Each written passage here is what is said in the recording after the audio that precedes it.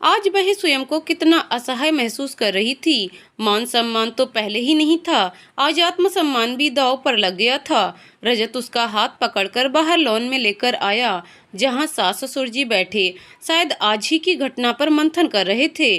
वह अपनी सास के पैरों में गिर पड़ी, पैरों को पकड़कर उनसे रोते हुए माफी मांगी थी। मुझे माफ कर दीजिए मम्मी जी, मैं ही गलत थी। माफ कर दीजिए पापा जी, माफ कर दीजिए। वे दोनों उसे रोता देख रहे थे। ससुर जी धीरे से बोले थे, गलती इंसान से ही होती है, बात खत्म करिए अब। लेकिन सासू माँ ने कठोर लहजे में रजत से कहा, उठा इसे ले जा अंदर और समझा देना, आइंदा ऐसी हरकत की तो माफी मांगने का भी मौका नहीं मिलेगा। रजत उसे उठाकर कमरे में ले आया था। वह अब चुप थी, बिल्कुल चुप। रजत की बात का जवाब तक देने की उसकी इच्छा नहीं थी। मुझे कल वापस जाना है, सुबह ही निकल जाऊंगा। मुझे यहाँ अकेले छोड़कर मत जाइए, मैं नहीं रह पाऊंगी। प्लीज रुक जाइए। आप क्यों नहीं रह सकते यहाँ? कुछ दिन रुक जाइए भगवान के लिए, मैं मजबूर हूँ, समझा करो। जिम्मेदारी बढ़ गई है मेरी, अब बच्चे का भी देखना है, काम तो करना ही होगा ना। हफ्ते भर की बात है, शनिवार रात आ जाऊंगा, सोमवार सुबह निकल जाया करूंगा। अभी फिलहाल ऐसे ही चलाना पड़ेगा। रजत की ये बात सुनकर तो उसे लगा कि रजत उसे काले पानी की सजा सुना रहा है। वह अब अकेले यहाँ रहने के नाम पर ही डरने लगी थी। पर उसके हाथ में क्या था? उसके कुछ चाहने ना चाहने से भी क्या होने वाला था? वह फिर कुछ ना बोली। उस रात रजत ने उसी के कमरे में सोने की इच्छा जताई। सास ने फिर हंगामा मचाया, अभी 2.5 महीने और परहेज रखना ही चाहिए। ऐसा भी क्या मरा जा रहा है बीवी के लिए? दोनों को चैन नहीं, परहेज रखा ही है। मैं सिर्फ उसके मेंटल सपोर्ट के लिए ऐसा करना चाहता हूँ, और कोई बात नहीं है। कल चला ही जाऊंगा। रजत का मूड उखड़ा देख वे चुप लगा गईं और उसे उसके कमरे में सोने की इजाजत दे दी। वह चाहती थी कि ये रात खत्म ही ना हो, रजत उसके पास ही रहे। न सुबह हो, न रजत उसे उसकी बच्ची को छोड़कर जाए। पर सिर्फ चाहने भर से कहाँ कुछ होता है। रजत सुबह वापस निकल गया और वो रह गई फिर अकेली। फिर डरती कांपती 32 दांतों के बीच जैसे जिह्वा रहती है, ठीक वैसे ही अब उसने किसी से भी कुछ भी कहना बंद कर दिया था। जितना उससे पूछा जाता उसका जवाब दे देती, ना कोई इच्छा जाहिर करती ना फरमाइश। जो मिल जाता खा लेती, जैसा वे लोग कह देते वैसा ही मान लेती। कोई प्रतिकार नहीं, कोई प्रतिवाद नहीं। एक एक दिन उसका इंतजार में कट रहा था, जल्दी से 3 महीने पूरे हों और वह रजत के साथ जा सके। रजत हर शनिवार की रात आता और सोमवार की सुबह ही निकल जाता, लेकिन उसके हिस्से में महज रात आती और चंद घंटे। बाकी समय सासू माँ रजत को अपने पास बैठाए रखती या फिर बाहर के काम बता देती, जिससे वह उसके पास कम से कम बैठ पाए। 1.25 महीना होने आया था। सासू माँ ने पहले तो कोई भी फंक्शन करने से ये कहकर इनकार कर दिया था कि लड़की जनी है, लड़कियों को कोई फंक्शन नहीं होते, और इसकी तो डिलीवरी में ही इतना खर्चा हो गया जितने में फंक्शन हो जाता। लेकिन चूंकि वे पहली पोती के जन्म पर बड़ा फंक्शन कर चुकी थीं, अतः यदि अब कुछ भी ना करती तो रजत को बुरा लग सकता था। इसलिए उन्होंने फिर अपनी बुद्धि कौशल का उपयोग कर घर में ही पूजा रखवा ली। अपने मायके वालों को निमंत्रित कर लिया। जेठानी के मायके और रजत के 2 बाल सखाओं के अतिरिक्त उन्होंने और किसी को भी निमंत्रित करना जरूरी नहीं समझा। उसके मायके वालों तक को नहीं। वे रजत से कह रही थीं, अपनी ससुराल वालों से कह दे, फला तारीख को पूजा है, नेक दस्तूर ढंग से करें, सब घर वालों के कपड़े आएंगे, भैया और पापा का सूट आएगा। लेकिन एक बार भी उन्होंने उसके मायके औपचारिक फोन कर उन्हें निमंत्रित नहीं किया। माँ आई थी, साथ में मामा भी आए थे। लंबे सफर की थकान के बावजूद वे लोग बढ़ चढ़कर व्यवस्था करने में हाथ बटा रहे थे। माँ इस बार जैसे भानुमति का पिटारा ले आई थीं। जितना उसकी ससुराल वालों ने सोचा था उससे कहीं अधिक। पूजा के बाद उसने पूछा था, मम्मी आप रुकोगी ना? तुम्हारी सास पूछ रही थी कि कब जाओगी। बताओ फिर मैं कैसे रुक सकती हूँ? हालांकि थकान बहुत है, पर यहाँ रुक नहीं सकती, शाम को ही निकल जाएंगे। माँ ने उसे अपनी गोद में लेटा लिया था। आह, कितना सुकून था इस गोद में। वह इसी तरह जीवन भर पड़े रहना चाहती थी। माँ उसे सहला रही थी। अनुभवी आंखों ने घर का माहौल भी ताड़ लिया था और उसके मुरझाए चेहरे की वजह भी। मेरे साथ चलोगी? तुम्हें भी अच्छा लगेगा, मुझे भी कुछ वक्त तुम्हारे और बच्ची के साथ रहने का मौका मिल जाएगा। उन्होंने स्नेह से कहा था, पर मेरा रिजर्वेशन कहाँ है? वो तो रजत जी करा देंगे तत्काल में। तुम हाँ तो कहो। मेरी सास से पूछो आप, मैं क्या कहूँ? माँ ने उसकी सास से उसे साथ ले जाने की इच्छा जाहिर की तो उसकी उम्मीद के विपरीत बेसहर्ष तैयार हो गईं। वह इस बात पर हैरान हो रही थी कि सासू माँ ने उसकी माँ से कह ही दिया, अच्छा है कुछ दिन तुम भी खर्चा उठाओ, सेवा करो, सब हमारे ही मत्थे मड़ गया है। मैं तो दुखी हो गई थी काम करते करते, ये चली जाएगी तो मैं भी चैन की सांस लूंगी। वे दोनों माँ बेटी सासू माँ का चेहरा अवाक देखती रह गई थीं। वह माँ के साथ मायके चली आई थी। माँ ने सोच लिया था वे डिलीवरी के 3 महीने पूरे होने तक उसे वापस नहीं भेजेंगी। यहाँ आए 10 दिन ही बीते थे कि रजत के एक फोन ने जैसे भूचाल ला दिया। ससुर जी की अचानक तबीयत खराब होने पर उन्हें एडमिट कराना पड़ा था। मैं आऊँ वापस, आप टिकट करा दीजिए। वह अनचाहे मन से बोल पड़ी, नहीं तुम अभी मत आओ, आकर भी क्या करोगी? हम सब हैं यहाँ, फिलहाल पापा ठीक हैं। सुनकर उसने राहत की सांस ली थी कि ससुर जी अब ठीक हैं। अगले दिन रजत ने बताया कि आज शाम ही पापा को डिस्चार्ज कर दिया जाएगा। ये सुनकर उसे खुशी हुई, लेकिन रात 10 बजे ही रजत ने फोन पर ससुर जी के दिवंगत होने की सूचना दी तो सहसा उसे यकीन ही नहीं हुआ। वह सकते में थी। माँ ने सुना तो बेबी गमगीन हो उठी। तुम्हारे नसीब में ईश्वर ने पिता की छाया लिखी ही नहीं, शायद इतना क्रूर ईश्वर कैसे हो सकता है? वह चुपचाप अपना सामान पैक करने लगी। अगले दिन शाम की ट्रेन का रिजर्वेशन मिला था। ट्रेन में वह बच्ची को लिए सर खिड़की से टिकाए बैठी थी। उसे वह सारी बातें याद आने लगीं जो ससुराल में उसके साथ घटित हुई थीं। सासू माँ का उस पर झूठे इल्जाम लगाना, उसे पैर पकड़कर माफी मंगवाना, उसे कोसना, हाय देना। वह चौंकी। उसे सास के कहे बेशब्द याद आ गए, अगर मैंने तेरे साथ गलत किया हो तो ये मर जाएं और मैं भुगतूं, वरना तेरा सत्यानाश हो, तेरा पति मर जाए और तू भुगते। हे ईश्वर, ये क्या किया तुमने? अब मैं सासू माँ का सामना भी कैसे करूंगी? उसका दिल बैठने लगा। वह समझ रही थी कि अब ससुराल में उसके साथ कैसा बर्ताव होने वाला है। उसका बस चलता तो ट्रेन से ही कटकर जान दे देती या नदी में कूद जाती। ससुराल के दरवाजे पर ऑटो रुका तो वह बच्ची को लेकर उतरी। एक एक कदम उठाना भारी हो रहा था।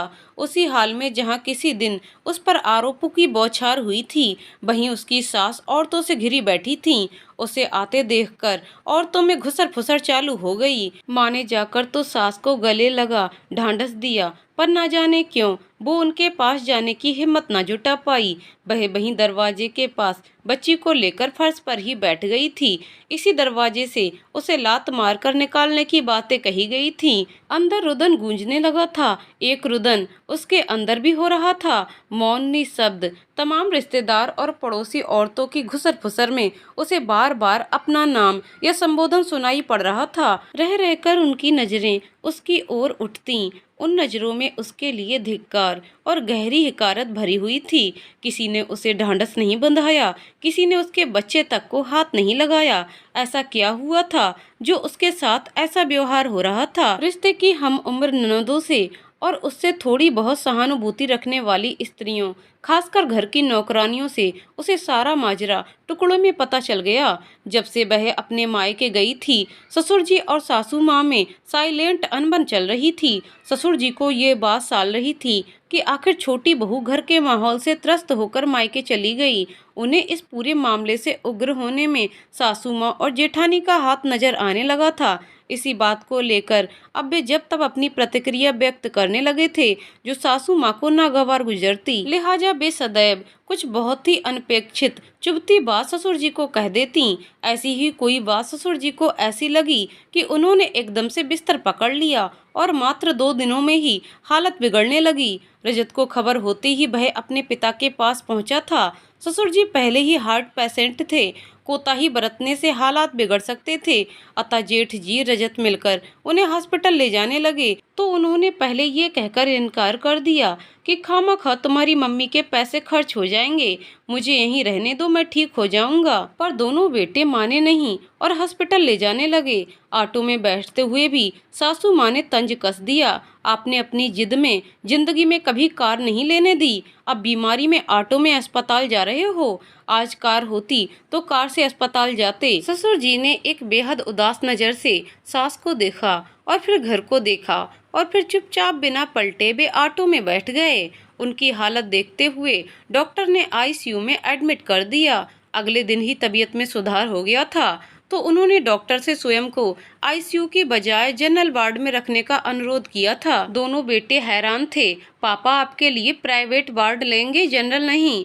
पर उन्होंने सख्ती से मना कर दिया। मैं प्राइवेट वार्ड अफोर्ड नहीं कर सकता, मुझे जनरल में शिफ्ट करो। डॉक्टर और दोनों बेटों के सामने ससुर जी को ऐसे बोलते देखकर सासू माँ ने दखल दिया। जनरल में आपको रखेंगे तो लोग क्या सोचेंगे? कम से कम मेरे स्टेटस का तो ख्याल करो। कुसुम जी, आपको लोगों की पड़ी है। आपकी मेहनत से कमाए पैसे आप अपने लिए संभाल कर रखिए। अब आपको उन्हीं पर निर्भर रहना है। मेरी कमाई इतनी नहीं रही कि मैं प्राइवेट वार्ड का बिल चुका पाऊं। मुझ पर आपके पैसे खर्च हों, ये मुझे बर्दाश्त नहीं होगा। मुझे शांति की जरूरत है, मुझे शांत रहने दें। उनका सीधा सपाट जवाब सुनकर सबके मुंह पर ताले पड़ गए थे। अजी शाम तक तो डिस्चार्ज हो जाएंगे, फिक्र मत कीजिए, कहीं भी शिफ्ट हो जाइए, नो प्रॉब्लम, डॉक्टर साहब कह रहे थे। उन्हें जनरल वार्ड में ही शिफ्ट किया गया। शाम 5 बजे डॉक्टर राउंड पर आने वाले थे, तभी डिस्चार्ज पेपर पर साइन होने थे।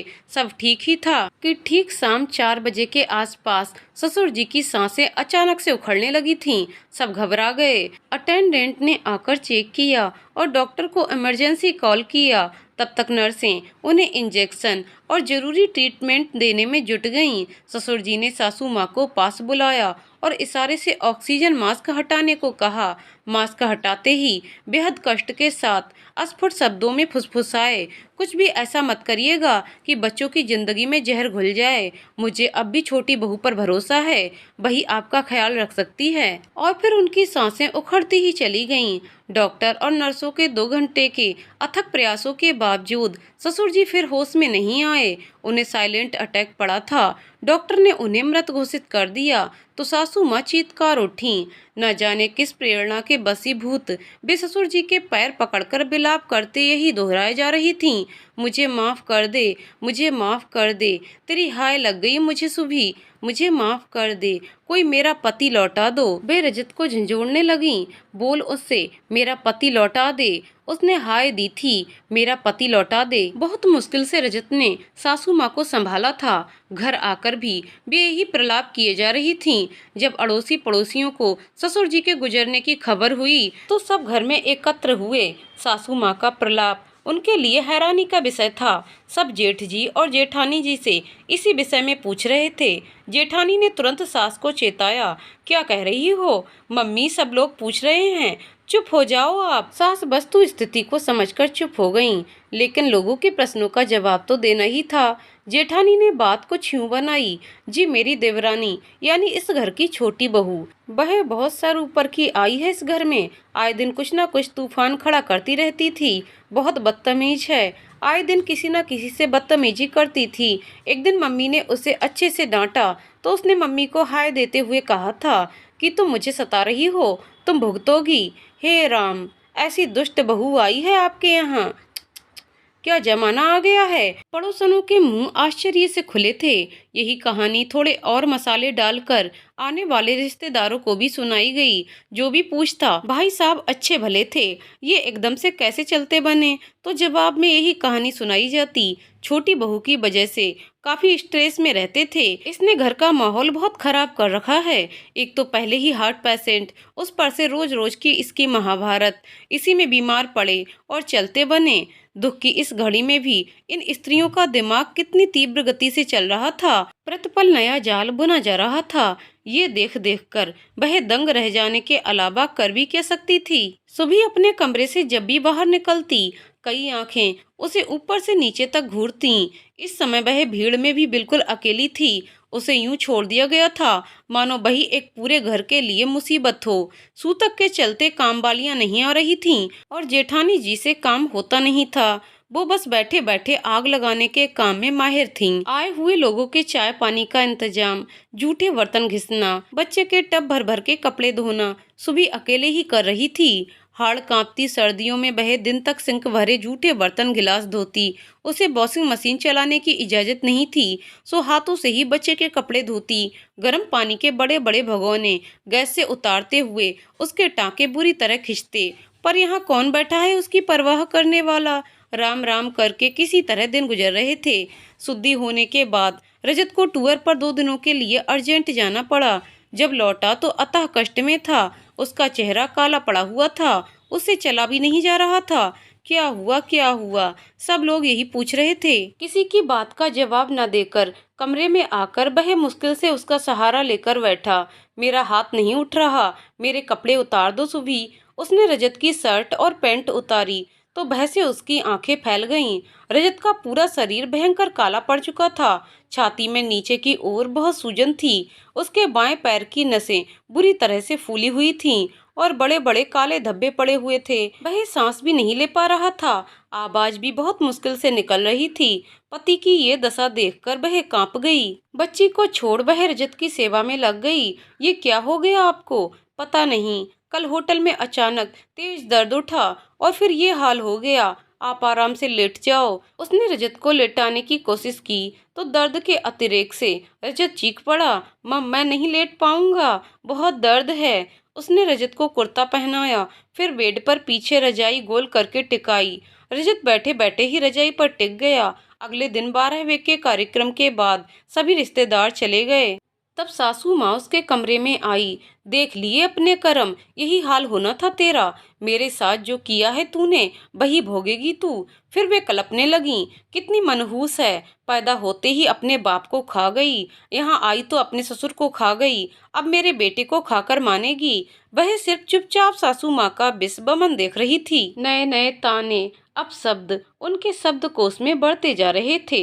इतना कुछ सुना गई, लेकिन एक बार भी अपने बेटे के सर पर हाथ न फेरा गया। ससुर जी की असमय मृत्यु का जिम्मेवार वे तो उन दोनों को ही मान रही थीं। इस कठिन समय में उसको सहारा और सांत्वना सिर्फ एक जगह से मिल रही थी, रजत के बचपन के मित्रों से। भाभी आप चिंता मत करो, मैं डॉक्टर को दिखाकर लाता इसे। मेरा एक परिचित डॉक्टर है, उन्हीं से सलाह लेंगे, सब ठीक हो जाएगा। मित्र की पत्नी उसका हाथ सहलाकर कहती, मुझे पता है आपके घर का हाल, आप अपने आप को संभालो, बच्ची को देखो, आंटी सास का लोड मत लो, ये तो ऐसी ही हैं। उसे कुछ समझ नहीं आ रहा था कि वह कहाँ कहाँ क्या क्या देखे, किस किस को संभाले, क्या करे। सासू माँ तो उसे देखते ही कलपने लगती हैं। जेठानी को भी उसके खिलाफ अंट संट बोलने का मौका मिल गया था।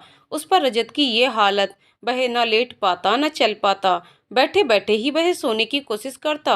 रात भर दर्द से चीखता और वह रात भर उसके हाथ पैरों की मालिश करती। फिर सुबह से शाम तक घर के काम, साथ ही बच्ची की देखभाल। कितनी रातें वह सो नहीं पाई थी। वह यहाँ बिन पानी की मछली की तरह तड़प रही थी। डॉक्टर बीमारी डायग्नोस नहीं कर पा रहा था, पर उसकी दी दवाओं से रजत को दर्द में आराम आ रहा था। वह लंबे समय तक छुट्टी नहीं ले सकता था, अतः उसे थोड़ा आराम मिलते ही फिर टूर पर निकलना पड़ा। बच्ची को दुनिया में आए 2 महीने होने को आए थे। उस दिन वह काम से फारिग होकर आई तो देखा कि सासू माँ गोद में बच्ची को लिए लॉन में बैठी हैं। दूध की बोतल नीचे रखी है, जिसके खुले निप्पल पर मक्खियाँ चिपकी हैं। सासू माँ शायद अपने में खोई थीं। बच्ची रोई तो वही मक्खियों से भिनभिनाती बोतल उठाकर बच्ची के मुंह में डाल दी। ये देख उसकी आत्मा कांप गई, पर उसकी हिम्मत नहीं पड़ी कि वह उनसे कुछ कह सकती। और फिर वही हुआ जिसकी कल्पना भी वह नहीं करना चाहती थी। अगले ही दिन से बच्ची को दस्त लग गए, इतने दस्त कि बेचारी जरा सी बच्ची की हालत खराब हो गई और इधर उसकी हालत खराब हो गई।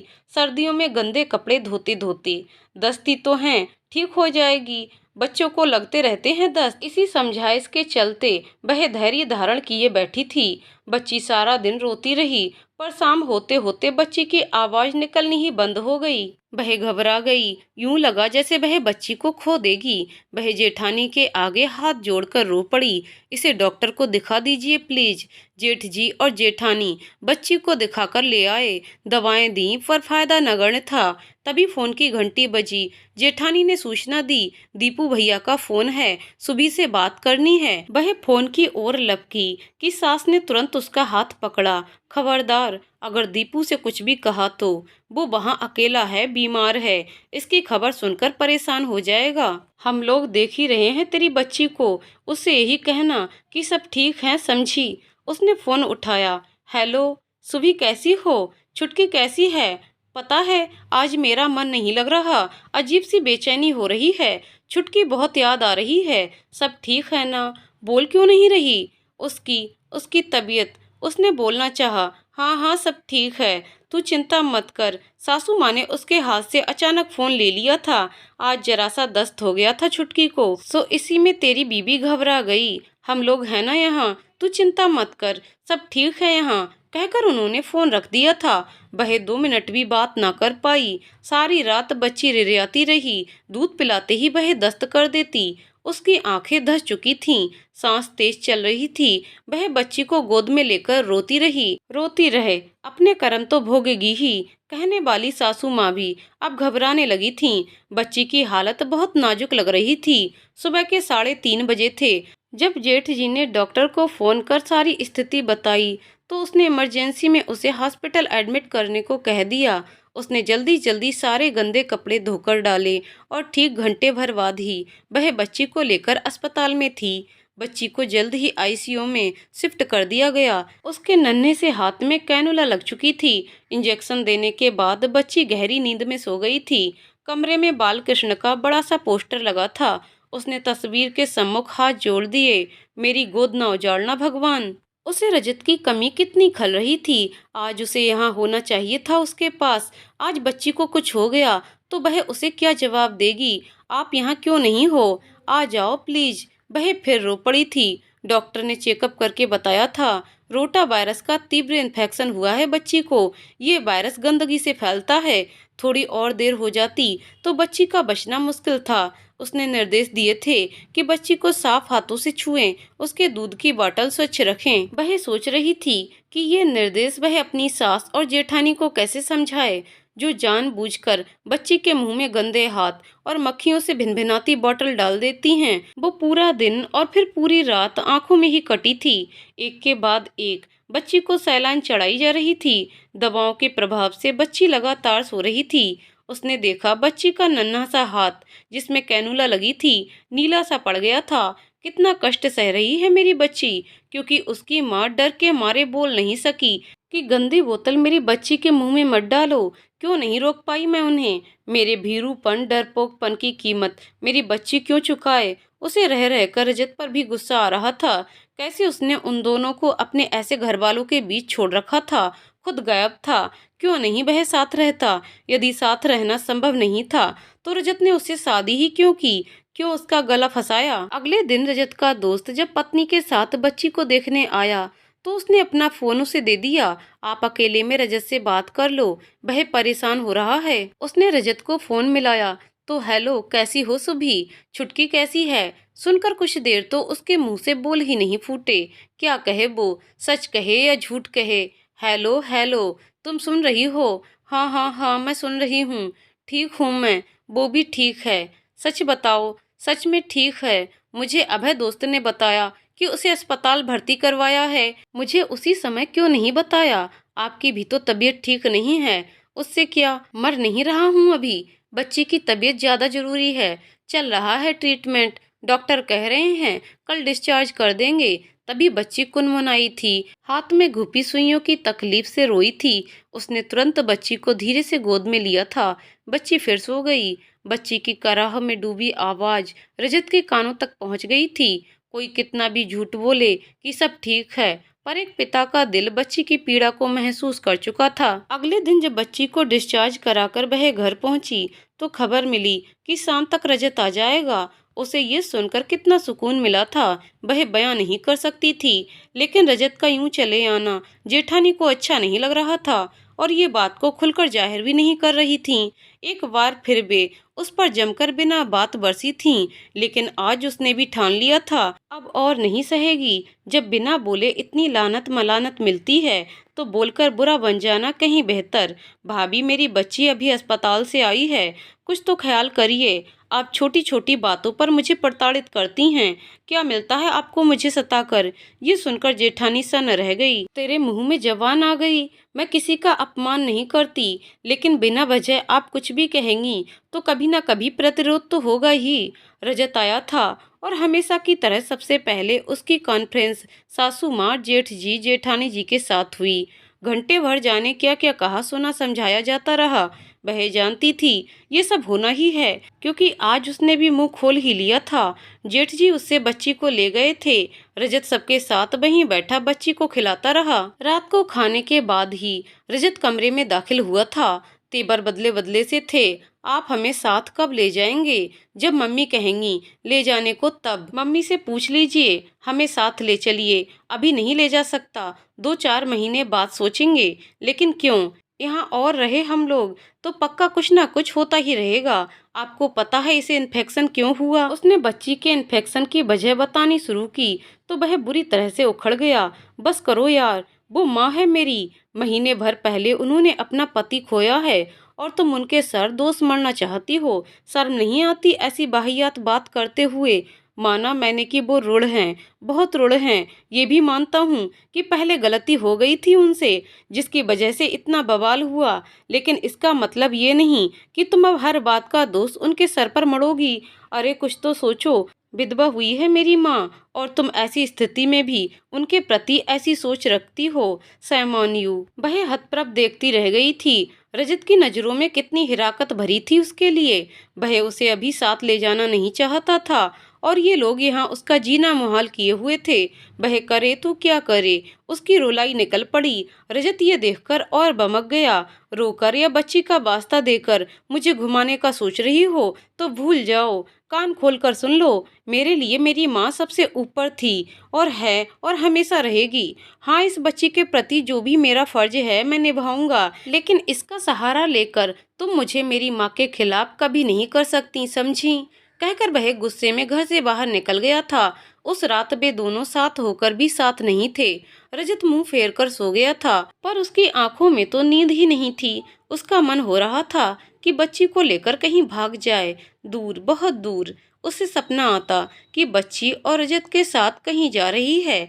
अचानक तूफान उठा है और जमीन बीच से फट रही है। उन्हें अचानक से बन रही खाई के उस पार जाना है। रजत ने उसका हाथ छोड़ा और दौड़कर उस पार अपने परिवार वालों के पास पहुंचकर उसे देख रहा है और वो गोद में बच्ची लिए दौड़ ना पाने के कारण रजत रजत चिल्लाते हुए वहीं रह गई है। अचानक उसके पैरों के नीचे की जमीन धसक गई और वह बच्ची समेत नीचे गिर रही है। तभी अचानक एक झटका लगा। किसी ने उसका एक हाथ पकड़कर ऊपर खींचने की कोशिश की है। वह किसी तरह अधखुली आंखों से देखती है। उसे ऊपर खींचने वाली उसकी माँ है, जो पूरा जोर लगाकर उसे किसी तरह ऊपर खींचने की कोशिश कर रही है, जबकि दूसरी ओर उसकी ससुराल वाले बस तमाशा देख रहे हैं। उसकी आंखें खुल जाती हैं। फरवरी की ठंड में भी उसे पसीने आ जाते हैं। अब ये सपना उसे बार बार आने लगा है, पता नहीं क्यों। शायद रजत पर से उसका विश्वास डगमगाने लगा है। इतने लोगों की उपस्थिति में भी वह एकदम अकेली है, असहाय। अपनी स्थिति पर उसे रोना आता है। क्या करे वह? कुछ तो करना ही पड़ेगा, पर क्या और कैसे उसे नहीं पता। उसकी जिंदगी में दिक्कतें बढ़ती ही जा रही थीं। इतने ट्विस्ट और टर्न तो नाटकों में नहीं होते जितने शादी के बाद से उसकी अब तक की लाइफ में आ चुके थे। रजत तो 2 दिन बाद ही वापस चला गया। वो घर पर रुक ही नहीं सकता था। जो भी ऐसा था, इधर बच्ची वायरस के इन्फेक्शन से ठीक हुई तो मलेरिया का इन्फेक्शन हो गया। उससे उठी तो निमोनिया का इन्फेक्शन हो गया। हर 15 दिनों में डॉक्टर के चक्कर लगाते लगाते अब वह थकने लगी थी, जिस पर हर बार डॉक्टर और दवाइयों खर्चे बार बार उसे सुनाए जाते। ऐसी औलाद पैदा की है जो जब देखो बीमार ही पड़ी रहती है। अब तो डॉक्टर भी तरस खाने लगा है। मैडम, आपकी किस्मत ही खराब है, वरना इतनी ठंड में मलेरिया होना संभव नहीं होता और अब निमोनिया हो गया है। इतनी जल्दी जल्दी बच्ची बीमार पड़ रही है, थोड़ा अच्छे से ख्याल रखिए। वह सोच रही थी क्या कर सकती है वह। उसकी बच्ची के पास सिर्फ वही कपड़े थे जो उसकी माँ ने दिए थे। डायपर लगाने की मनाही थी। ऐसे में बच्ची कपड़े गीले करती तो बदलने के लिए कपड़े तक कम पड़ जाते। कहाँ से लाए वह और कपड़े, किससे कहे? निमोनिया का एक इंजेक्शन 5,000 का था। डॉक्टर ने उससे पूछा, आप तैयार हो तो मैं बच्चे को इंजेक्शन दे दूं? उसने साथ आए जेठ जी को देखा था, क्योंकि उसके पास तो पैसे थे नहीं जो वह हाँ कह सकती। जेठ जी ने डॉक्टर से कह दिया, आज रुक जाइए, मैं बच्ची के पिता से बात करना चाहता हूँ, वही डिसाइड करेंगे कि इंजेक्शन देना है या नहीं। ओके, पर जरा जल्दी कीजिएगा, इन्फेक्शन बढ़ गया तो मामला बिगड़ जाएगा। तब तक मैं कुछ दवाएं लिख रहा हूँ, वह देते रहिए। घर आकर उसने माँ के सुझाए सारे नुस्खे ट्राई करने शुरू किए। इतनी परेशानियां वह अकेले ही झेल रही थी। ना उसको किसी का आर्थिक सपोर्ट था, ना ही भावात्मक सपोर्ट था। बच्ची की स्थिति देखकर उसने तय कर लिया था, अगर बच्ची को कुछ भी हुआ तो अब वह रजत के साथ अपनी शादी खत्म कर देगी। वह नहीं रहेगी उसके साथ, नहीं रहना उसे। जो आदमी अपनी पत्नी को भावात्मक सुरक्षा तक नहीं दे सकता, उसके साथ रहने का क्या मतलब है। खैर, ये उसकी दिन रात की दुआओं का असर था या दवाओं का असर था। अगली सुबह तक बच्ची की हालत में काफी सुधार हो चुका था। डॉक्टर ने अब इंजेक्शन की बजाय उसे दवाओं पर ही रखने का फैसला किया था। बच्ची में काफी सुधार है। बाई द वे, इसके पापा कहाँ हैं? ऐसे वक्त में उनको होना चाहिए ताकि अर्जेंट डिसीजन लिया जा सके। जी, वो तो बाहर ही रहते हैं, वीकेंड में कभी आना होता है, जेठ जी ने कहा था। वीकेंड में हमेशा की तरह रजत आया। एक दिन रुका, फिर अगले दिन रजत को वापस जाना था तो उसने रजत से कुछ रुपए उसे दे जाने के लिए कहा। मम्मी को 10,000 दे जा रहा हूँ, जो चाहिए उनसे कह देना। तुम्हें क्या जरूरत है पैसों की? क्यों जरूरत नहीं है? मेरे पास 5 रुपए तक नहीं है। मैं भीख मांगती रहूं मम्मी से? मम्मी से मांगने में क्या दिक्कत है? और तुम्हें पैसे चाहिए ही क्यों? सारा खर्च तो मम्मी देख रही हैं। सारा खर्च मम्मी जी देख रही हैं तो भैया बच्ची के दूध के पैसे मुझसे क्यों मांगते हैं? मम्मी जी से लें। किसने पैसे मांगे तुमसे? कब मांगे? आपके भैया ने मांगे। इन्फेक्शन के बाद से डॉक्टर ने गाय का दूध बंद कर इसे डिब्बे का दूध लिखा है। उसके पैसे मैंने ही दिए हैं, और ये वो पैसे थे जो मेरी माँ ने मुझे दिए थे। आप तो एक पाई मुझे नहीं देते बच्ची के दूध के लिए, प्लास्टिक सीट के लिए, साबुन, पाउडर, तेल, बाकी खर्चों के लिए मैं कहाँ से लाऊंगी पैसे? आपने तो मेरी भिखारियों वाली हालत कर दी है। सारा पैसा अपनी मम्मी को देते हैं और लोग मुझसे पैसे मांगते हैं, खुद हफ्तों में आते हैं। हमें आप अपने साथ ले जाना नहीं चाहते, तो आखिर आप चाहते क्या हैं? कि अब मैं सड़क पर भीख मांगूं? उसका आक्रोश आज चरम पर था। भैया तुमसे क्यों मांगेंगे पैसे? बच्ची के दूध के पैसे मेरे घर वाले तुमसे क्यों मांगेंगे भला? ठीक है, अभी यही पूछ लीजिए। आपको सब पर यकीन है, बस मुझ पर ही नहीं है। रजत ने ज्यादा बात ना बढ़ाते हुए 2,000 उसके हाथ में रख दिए। जाने से पहले बच्ची के दूध के 4-5 डब्बे और बाकी सामान रख कर जाइएगा। मैं भैया से कहती हूँ तो भाभी चिढ़ती हैं कि उनसे अपना काम करवा रही हूँ। बच्ची आपकी है तो जिम्मेदारी भी आप उठाइए। नहीं उठा सकते तो मुझे मेरी माँ के पास भेज दीजिए। और हाँ, इसकी वैक्सीनेशन के लिए कृपा कर टाइम पर आ जाया करिए। यदि इतना भी समय नहीं था आपके पास तो बच्चा पैदा करने की जरूरत भी नहीं थी। रजत हैरानी से उसका मुंह ताक रहा था। आज वह कैसे इस तरह से बोल रही है, लेकिन वह सोचने पर मजबूर हो गया, क्योंकि कह तो वह सच ही रही थी। जब से बच्ची पैदा हुई है कभी 2 दिन से ज्यादा उसके साथ रुक नहीं पाया। वह आता भी है तो सुबह को मुश्किल से वक्त दे पाता है। इतनी बार उसकी बच्ची बीमार पड़ी, वह एक बार भी सुबह के पास नहीं था, बिल्कुल भी नहीं। उसने जाने से पहले सारा सामान लाकर रख दिया था,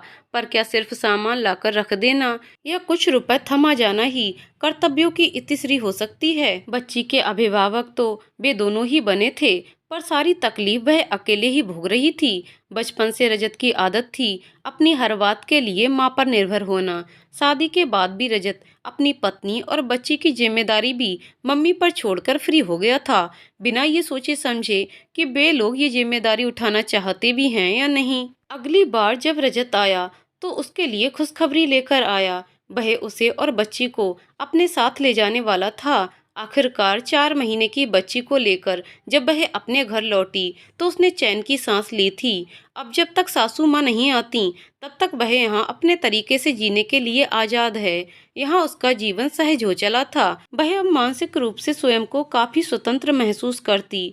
रजत जब बाहर जाता तो उनकी मकान मालकिन उसका ख्याल रखती। उसकी कुशल क्षेम पूछने वाले बहुत लोग थे जो आगे बढ़कर मदद करने के लिए भी तैयार रहते। वह यहाँ बहुत खुश थी, लेकिन महीना बीतने से पहले ही उसकी सासू माँ उनके यहाँ पधार गईं। उन्होंने आते ही फिर एक तरह से कर्फ्यू लगा दिया था। वे दोनों जब भी हंसते या हल्के फुल्के मूड में होते, वे कोई ना कोई ऐसी बात जरूर छेड़ देती या ससुर जी की मृत्यु को लेकर कुछ ऐसा कह देती कि उनकी हंसी पर एकदम से ब्रेक लग जाते और पूरे घर में खामोशी पसर जाती। वे स्वयं दुखी थी, इसीलिए वे किसी और को और खासकर उसे खुश होता नहीं देख सकती थीं। धीरे धीरे वे फिर टोका टाकी कर उस पर अपना शिकंजा कसने लगी थीं। दीपू काम करके घर आता है और तुम फिर उसे सब्जी लाने के लिए भेज देती हो। तुम क्यों नहीं जाती सब्जी खरीदने? मेरे बेटे को हमाल बना कर रखा है, ये क्यों नहीं किया, वो क्यों नहीं किया, जैसी बातें 24 घंटे चलती। उनकी बातों से बचने के लिए वह एक एक करके सारे काम अपने ऊपर लेने लगी। घर के काम निपटाकर बच्ची को देखती, फिर गोद में बच्ची को लेकर ही वह सब्जी लेने या फिर किराना लेने पैदल ही जाती। क्योंकि बच्ची ने अब घुटनों चलना शुरू कर दिया था, तो सासू माँ के आराम में खलल पड़ता। एक हाथ से बच्ची संभाले, दूसरे हाथ में बड़े बड़े थैले लटकाए वह हाँफती हुई सीढ़ियाँ चढ़ती, तो पड़ोसने और मकान मालकिन तक उस पर तरस खाती। एक बार खाना बनाते वक्त गर्म कुकर से उसकी कोहनी के पास जल गया था, बड़ा सा छाला पड़ गया था। जब वह बच्ची को गोद में लिए भारी थैले उठाए सीढ़ी चढ़ रही थी कि अचानक लड़खड़ाई। बच्ची को संभालने के चक्कर में उसकी कोहनी दीवार से रगड़ गई थी और भच्च से छाला फूट गया था। तीव्र पीड़ा से कुछ देर वह सीढ़ी पर ही बैठी रह गई थी। जो कुछ भी उसके साथ हो चुका था और अब भी जो लगातार जारी था, उसे उसके मन में अपने ससुराल वालों के लिए चिढ़ पैदा होने लगी थी। जिस सास में वो कभी अपनी माँ देखना चाहती थी, अब वही उसे जहर की पुड़िया लगने लगी थी। अनवरत असहायता की स्थिति में धीरे धीरे उसके मन में उसके प्रति भी तृष्णा का भाव कहीं ना कहीं पनपने लगा था। अब वह प्रतीक्षा करती कि कब वे उसके घर से जाएं और वह चैन की सांस ले सके। अब उसे ससुराल जाना भी अखरने लगा था। वहां कभी भी उसका स्वागत नहीं हुआ था, बल्कि अपमान करने की सारी हदें पार की गई थीं।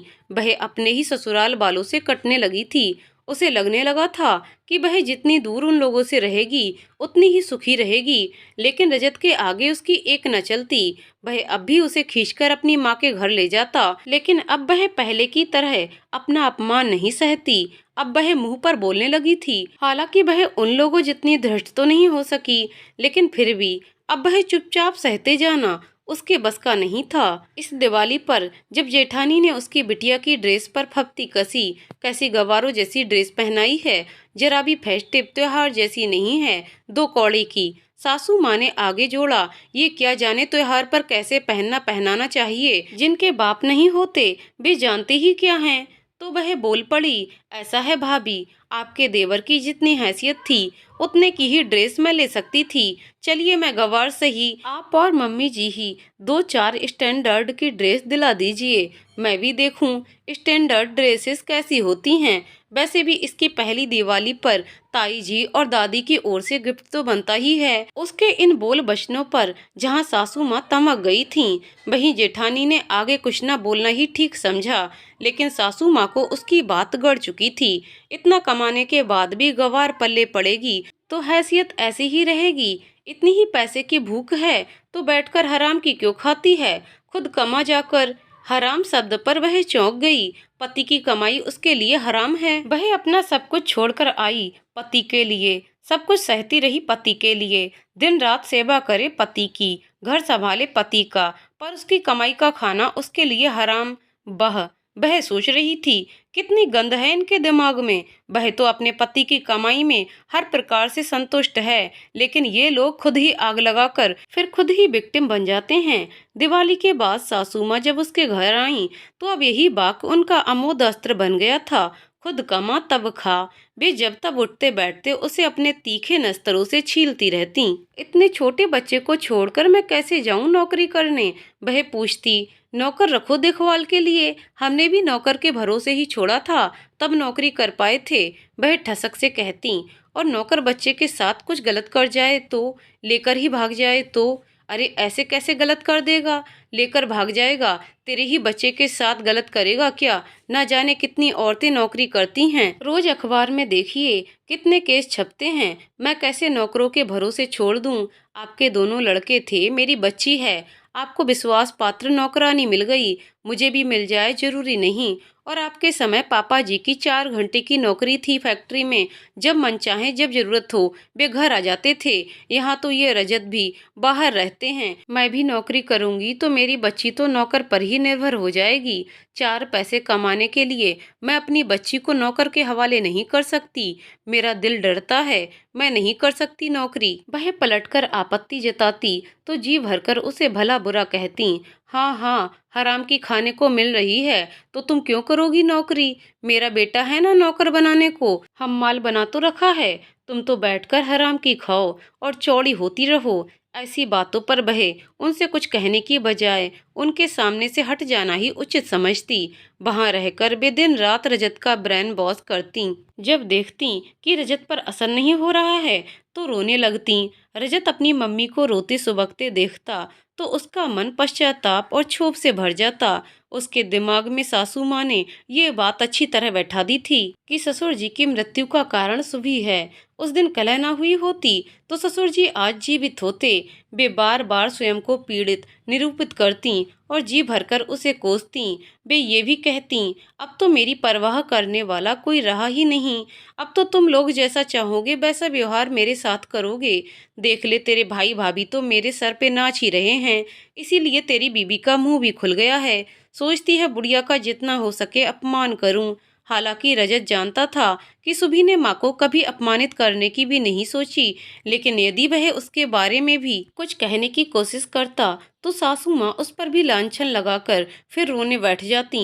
सासू माँ की जेठानी जी से पहले भी पटती नहीं थी, वे एक की 4 सासू माँ को सुनाती थीं। अब तो खुलकर ही कलह होने लगी थी, इसलिए सासू माँ उनके यहाँ आई थीं।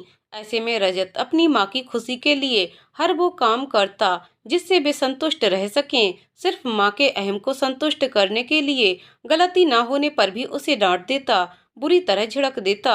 अब कोई भी बात होती तो वह अपनी माँ का ही पक्ष लेता, लेकिन इससे धीरे धीरे वह सुभी से दूर होने लगा था। अनवरत तनाव के चलते उनके बीच पति पत्नी के संबंध भी नगण्य हो चुके थे। रजत का काम पैसे कमाना भर रह गया था और उसका काम घर संभालना और बच्ची की देखरेख तक सीमित हो गया था। रजत आए दिन घर से बाहर ही रहता, इतना अधिक कि उसकी अपनी बच्ची तक उसे पहचानती ही नहीं थी। हफ्ते 10 दिन में 1-2 दिन के लिए घर आने पर उस पर भी घर में बहुत कम वक्त बिताने भर से बच्ची भला उसे पहचानती भी कैसे। रजत घर में होता भी तो फोन या लैपटॉप पर ही व्यस्त रहता। सुबह को जरूरी बात कहने के लिए भी घंटों इंतजार करना पड़ता। कई बार तो वह भूल ही जाती कि उसे क्या बात करनी थी। उन दोनों पति पत्नी के बीच के कोमल एहसास दफन हो चुके थे। दिन महीने और साल इसी तरह गुजरने लगे। इन्हीं सब उलझनों के बीच उसकी बिटिया 2.5 वर्ष की हो चुकी थी। रजत अपने काम में इतना मसरूफ हो चुका था कि यदि उसने याद न दिलाया होता तो उसे कभी ये भी एहसास न हो पाता कि उसकी बिटिया अब स्कूल जाने योग्य हो गई है। उन्होंने उसके एडमिशन के लिए शहर के एक प्रतिष्ठित विद्यालय में आवेदन किया। अभिभावकों का भी इंटरव्यू होना था। वहां बच्चों के विंग की प्रधानाचार्य ने आवेदन पत्र में लिखी उसकी शैक्षणिक योग्यता देखकर सीधा सवाल किया, you have such an excellent qualification, still you are sitting at home, why? इतनी शानदार शैक्षणिक योग्यताओं के बावजूद आप घर में बैठी हैं क्यों? उसने कुछ पल सोचकर जवाब दिया था, मैं बनारस हिंदू यूनिवर्सिटी से डीएनए फिंगर प्रिंटिंग में पीएचडी कर रही थी, पर बीच में ही शादी हो गई और मैं पति के साथ यहाँ शिफ्ट हो गई। दुर्भाग्य से यहाँ मेरा विषय उपलब्ध ही नहीं था, इसलिए मैंने विचार ही त्याग दिया। अब मेरा सारा ध्यान सिर्फ अपनी बच्ची पर है। उसके इस जवाब ने साक्षात्कार ले रहे पैनल में उत्सुकता पैदा कर दी। पहले पीएचडी पूरी करनी थी ना, फिर शादी करती हैं आप। मैम, मेरे पिता नहीं हैं और मेरी माँ काफ़ी बीमार रहती हैं। उनकी तबीयत लगातार बिगड़ते जाने की वजह से उनका दबाव था मुझ पर, इसीलिए मैंने पढ़ाई छोड़ दी, शादी की। सोचा था शादी के बाद डिग्री पूरी हो जाएगी, पर उसने बात अधूरी छोड़ दी थी। मतलब, आप भविष्य में यदि अच्छा ऑफर मिले तो अपनी पढ़ाई पूरी करना या जॉब पूरी करना चाहेंगी? मैम, अब मेरी पहली प्राथमिकता मेरी बच्ची है, उसके बाद ही कुछ सोचूंगी। साक्षात ले रही महिला ने मुस्कुराते हुए कहा, आपका बच्चा काफी टैलेंटेड है, हम देख रहे हैं। इतने छोटे बच्चे को भी आपने बखूबी ट्रेनिंग दी है। ऐसे बच्चे बहुत कम देखने को मिलते हैं। इतनी छोटी उम्र में भी आपकी बच्ची का आत्मविश्वास काबिले तारीफ है। Thank you ma'am. मैंने शादी से पहले 2.5 साल शौकिया शिक्षिका की जॉब भी की थी, शायद इसीलिए। ये सुनकर प्रधानाचार्य बोल पड़ी, आपके पास यदि बीईडी की डिग्री होती तो हम अभी आपको जॉब ऑफर कर देते। मैं आपसे कहना चाहूंगी कि इतनी मेहनत से अर्जित की हुई योग्यता को, अपनी क्वालिफिकेशन को बेकार मत जाने दीजिए। पैनल वालों के इन शब्दों ने कुछ करने की उसकी सोई पड़ी भूख को फिर जगा दिया। उसकी ससुराल वाले अब तक उसे गंवार बेवकूफ घोषित करते आए थे और वह भी ये मानने लगी थी कि वह सच में गंवार और बेवकूफ है। पर आज इतने बड़े स्कूल ने उसकी योग्यता को सराहा था, उसके आत्मविश्वास को परखा था और उसमें फिर से आशा का संचार किया था कि वह भी कुछ है, कुछ और भी हो सकती है। जल्द ही साक्षात्कार का रिजल्ट घोषित हुआ। उसकी बच्ची का एडमिशन हो चुका था। उस दिन वह बहुत खुश थी। बच्ची स्कूल जाने लगी। उसने कभी भी सुबह को स्कूल जाने के लिए परेशान नहीं किया। पहले वह सारा दिन बच्ची में व्यस्त रहती थी, पर बच्ची जब स्कूल जाती तो वो 4 घंटे का समय उसे काटे नहीं कटता था। अब वह नौकरी की सोच सकती है। उसे पढ़ाना बेहद पसंद है, पर बड़े स्कूलों में पढ़ाने के लिए उसके पास प्रोफेशनल डिग्री नहीं है। अखबार में बीईडी प्रवेश परीक्षा की सूचना छपी थी। ये देख उसने सोचा, क्यों ना वह बीईडी कर ले। उसने ये बात रजत और सासू माँ से कही तो रजत ने तो हामी भर दी, पर सासू माँ उसकी खिल्ली उड़ाते हुए बोली, यहाँ ऐसे एडमिशन नहीं मिल जाता। कॉलेज में प्रवेश परीक्षा होती है और तुम बीमारू राज्य के छोटे से गांव नुमा शहर से आई लड़की यहाँ की प्रवेश परीक्षा कभी पास नहीं कर पाओगी। अपनी हैसियत देखकर मुंह खोला करो। तुम्हारे वहाँ की पीएचडी हमारे यहाँ की 5वीं के बराबर है। सासू माँ की ये बात उसको लग गई। अब तो जो हो जाए वह दिखाकर रहेगी अपनी हैसियत। जिद करके वह प्रवेश परीक्षा का फॉर्म ले आई। साथ में मॉडल पेपर भी था। उसका स्तर देखकर उसे हंसी आ गई। मम्मी जी तो कह रही थीं कि यहाँ का लेवल बहुत हाई फाई है, पर मॉडल पेपर देखकर तो मुझे किताब खरीदने की भी जरूरत नहीं लग रही है। इसे क्रैक करना मेरे बाएं हाथ का खेल है। उसका आत्मविश्वास देख रजत मुस्कुरा दिया। चलो अच्छा है, व्यस्त रहोगी तो फालतू की चिकचिक नहीं रहेगी। वह प्रवेश परीक्षा देगी। ये जानकर सासू माँ ने फौरन वापस जाने का ऐलान कर दिया। उन्हें लगता था यदि वे वहां रहेंगी तो कहीं परीक्षा की वजह से बच्ची को संभालने का भार उन पर ना आ जाए। वे वापस चली गईं। 2 महीने बाद ही आत्मविश्वास से लवरेज वह परीक्षा दे आई थी और जब परीक्षा परिणाम घोषित हुआ तो सुबह सुबह अखबार में अपना रोल नंबर देखकर वह खुशी से फूली नहीं समाई थी। रजत ने खुशखबरी देने के लिए घर फोन लगाया था। फोन जेठानी जी ने उठाया। उसके सिलेक्शन की खबर जानकर उनके बोल बचनों ने एक बारगी उसके सारे उत्साह पर पानी फेर दिया। इसका सिलेक्शन कैसे हो सकता है दीपू भैया? आपसे जरूर रोल नंबर देखने में कोई गलती हुई है। ऐसे आसानी से किसी का सिलेक्शन होता है क्या? इन जैसों का सिलेक्शन होने लगे तो फिर दुनिया में कोई असफल होगा ही नहीं। कहकर वह हंसी। भाभी, मैंने यूनिवर्सिटी में फोन करके भी पता कर लिया है, सुबह का सिलेक्शन हो गया है, आप मम्मी को बता देना। कहकर रजत ने फोन काट दिया। अपनी भाभी की बातों से उसका मूड उखड़ गया था। रजत ने उसका मुंह मीठा करवाया था। चलो तुम्हारे मायके में तुम्हारी मम्मी को भी खुशखबरी दे दो। उसके मायके में फोन नहीं था।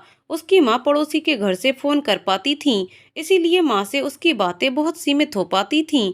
उसने ये खुशखबरी माँ को दी तो वे बेहद खुश हुईं। उसको आगे बढ़ने की दुआएं देते हुए बोली, जल्दी ही फोन कनेक्शन लूंगी, फिर तुमसे अच्छे से बातें हो सकेंगी। फोन न होने की वजह से मन मार कर रह जाती हूँ। तुम खूब आगे पढ़ो बेटा, धीरे धीरे अपनी पीएचडी भी पूरी करना। अब उसमें आत्मविश्वास का असीम संचार हो चुका था। उसने शहर के सबसे प्रतिष्ठित कॉलेज में प्रवेश लिया। जल्द ही नियमित कक्षाएं शुरू हो गईं। उसकी सासू माँ फिर आ चुकी थीं। वह आश्वस्त थी कि सासू माँ रहेंगी तो उसे पीछे से बच्ची की ज्यादा फिक्र नहीं रहेगी। लेकिन अब कॉलेज के साथ साथ जिंदगी का भी कुछ और नया और कठिन समय भी शुरू होने वाला है, इसका उसे भान नहीं था। कॉलेज सुबह 8 बजे से था, पर सासू माँ 9 बजे नाश्ता करती थीं। अपने समय से पहले या बाद में कुछ भी करना उन्हें मंजूर नहीं था। उन्होंने साफ कह दिया था कि उन्हें इस आयु में समय पर गर्म नाश्ता चाहिए। सुबह 6 बजे थोपा हुआ नाश्ता खाना वे नहीं खा सकती। उसे ये सुनकर बहुत कोफ्त हुई थी। अपने घर में तो सासू माँ अपना नाश्ता स्वयं बनाती थीं, क्योंकि जेठानी जी तो कमरे से बाहर ही 9:30 बजे 10 बजे निकलती थीं। पर यहाँ समय पर गर्म नाश्ते का ऑर्डर पास किया जा रहा था। इनकी सारी दादागिरी बस मुझ पर ही चलती है। वह मन ही मन भुनभुनाई। सुबह 5 बजे से उसकी दिनचर्या शुरू होती है। बच्ची की बैंड ठीक 7:30 आती है, अतः उससे पहले ही उसे सारे काम निपटाने होते। सुबह ठीक 5 बजे उठकर वह बच्ची का नाश्ता, दूध, टिफिन तैयार करती। फिर बच्ची को उठाती, ब्रश कराती, नहलाती धुलाती, यूनिफॉर्म पहनाकर तैयार करती। उसका बैग तो वह रात में ही व्यवस्थित कर देती थी। बच्ची को वैन में छोड़ती, फिर किचन में रजत, सासू माँ और स्वयं के लिए नाश्ता और दोपहर का खाना तैयार करती। ऐसे में यदि बाई छुट्टी कर दे तो उसे बर्तन और झाड़ू पोछा भी करना पड़ता। पूरे समय अकेली दौड़ती भागती, वह पस्त हो जाती। कोई इतना भी सहयोग न करता कि बच्ची को वैन में बिठा ही दे तो सुबह के 2 मिनट बच जाएं। ऐसे में सासू माँ का ये फरमान उसे जहर लग रहा था, लेकिन वह करती भी क्या।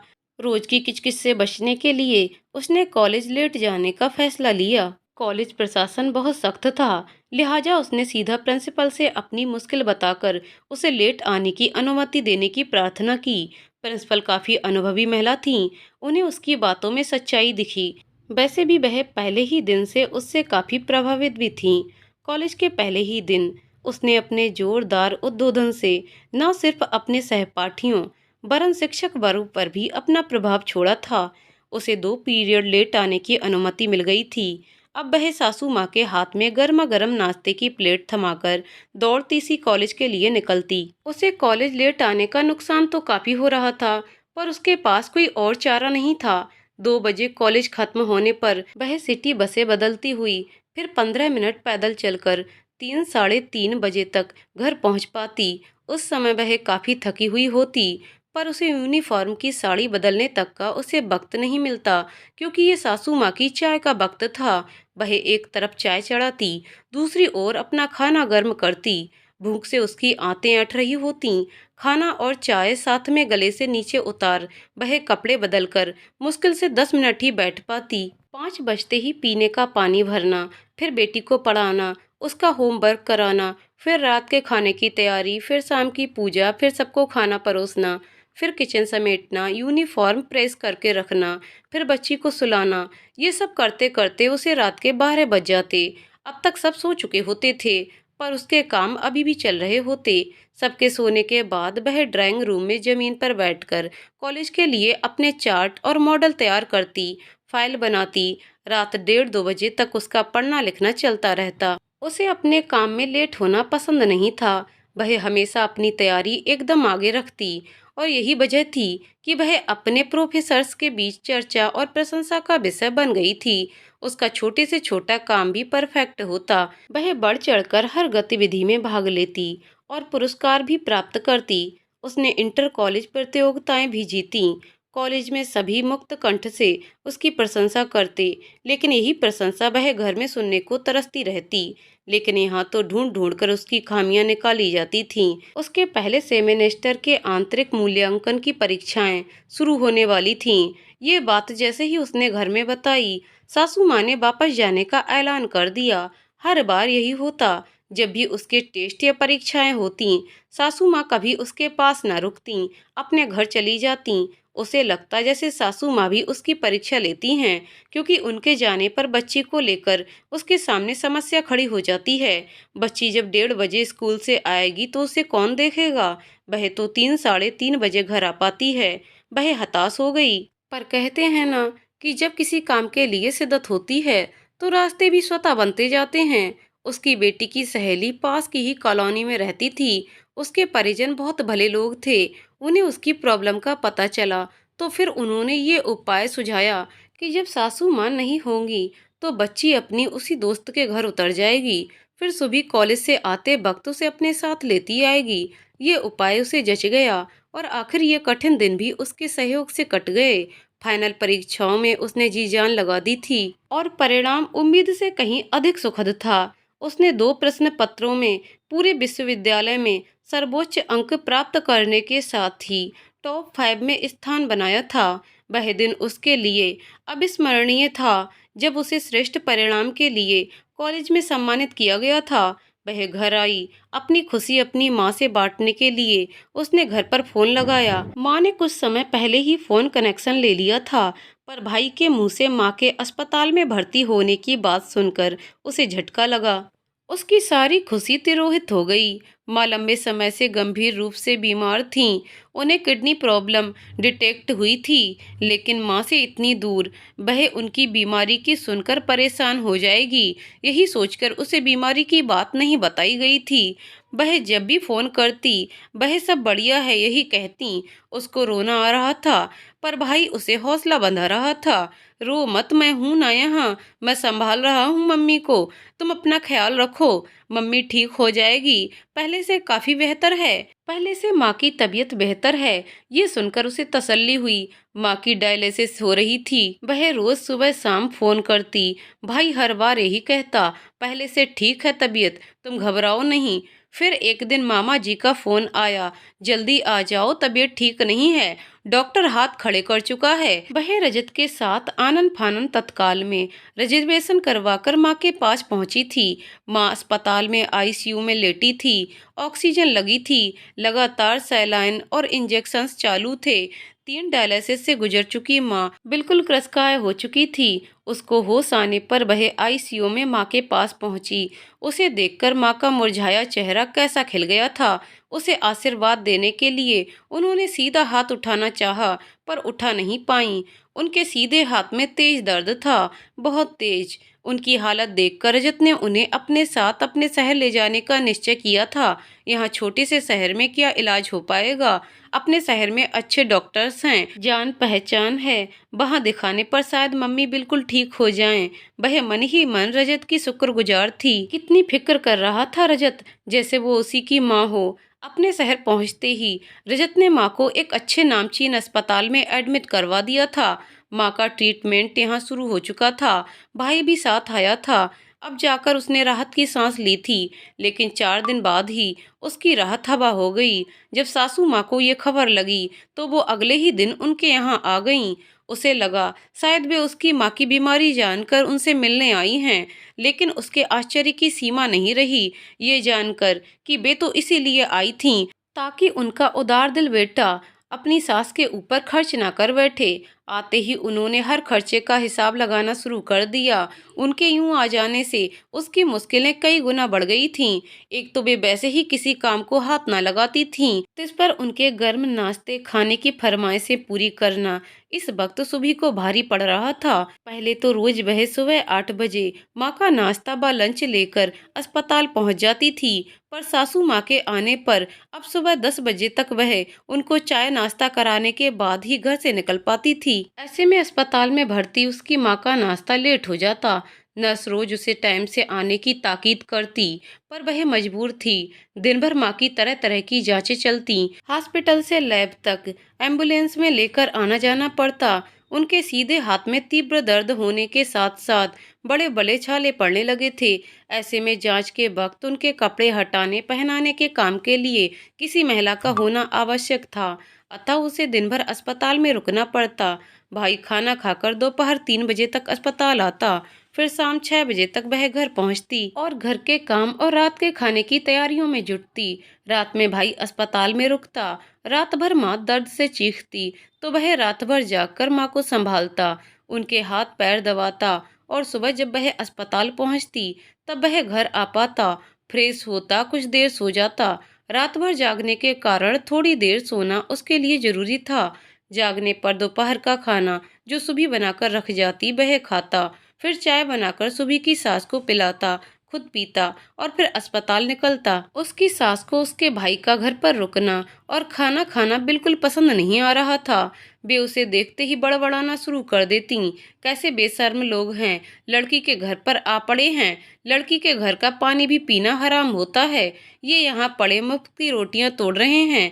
सुबह का भाई सुनता, उसे बुरा लगता, पर वह यही सोचकर रह जाता कि उनके बुरे दिन चल रहे हैं, इसलिए जिसका जो मन आए वह कह देता है। एक बार माँ ठीक हो जाए फिर वह यहाँ नहीं रुकेगा और जो भी मजबूरी में खाया पिया है उन सभी निवालों का एहसान भी चुका देगा।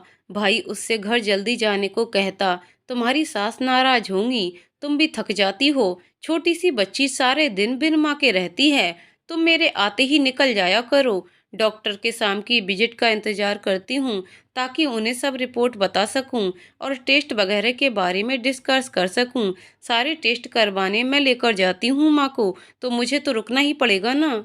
और घर जाकर सारे काम भी निपटाती हूँ। वे बेकार ही किचकिच करती हैं, क्या कर सकती हूँ। 15 दिनों बाद माँ का अस्पताल बदलना पड़ा क्योंकि डॉक्टर को किडनी के अलावा कुछ और गंभीर बीमारी का संकेत मिल रहा था, जिसके विशेषज्ञ दूसरे अस्पताल में बेहतर थे। X ray, CT scan, MRI, FNAC आदि सभी जांचें बार बार कराई जा रही थीं। आखिर डॉक्टर ने उसे अपने चैम्बर में बुलाया और उसकी माँ का एक्सरे और बाकी रिपोर्ट्स दिखाते हुए बोला, देखिए मैडम, थोड़ा खुद को मजबूत बनाकर सुनिएगा। आपकी मदर को फेफड़े में कैंसर है, एडवांस स्टेज है, इसीलिए इनके सीधे हाथ में इतना दर्द है कि पेन किलर भी असर नहीं करता और बड़े बड़े छाले पड़ते हैं। आप कैंसर विशेषज्ञ से बात कर लीजिए, इनके पास समय कम है। कितना समय है? उसकी आवाज़ कांप रही थी। 2 हफ्ते या शायद 2 महीने या 6 महीने भी खिंच सकते हैं। बहुत कुछ व्यक्ति की इच्छा शक्ति पर निर्भर है। बेहतर यही होगा कि इन्हें घर ले जाइए और सेवा कीजिए। वह माँ को घर ले आई थी।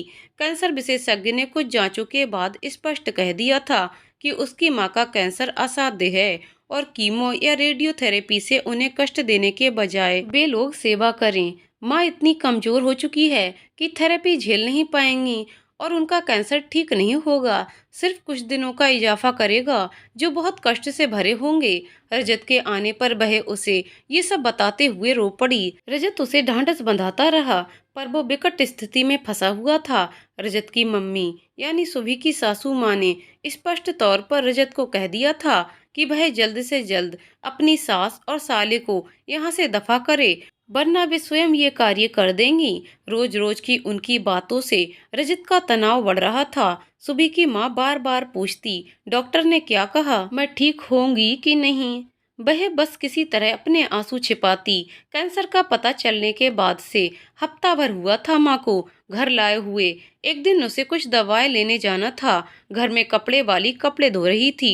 रजत बच्ची और सासू माँ के कपड़े बाई धोती थी। सुबह उसे कपड़े बाहर सुखाने के निर्देश देकर बाहर निकली और आधे घंटे बाद घर पहुंची तो घर का माहौल बहुत अलग सा था। माँ के कमरे में सन्नाटा था। भाई पलंग पर एक कोने में सर झुकाए सुकड़ा बैठा था।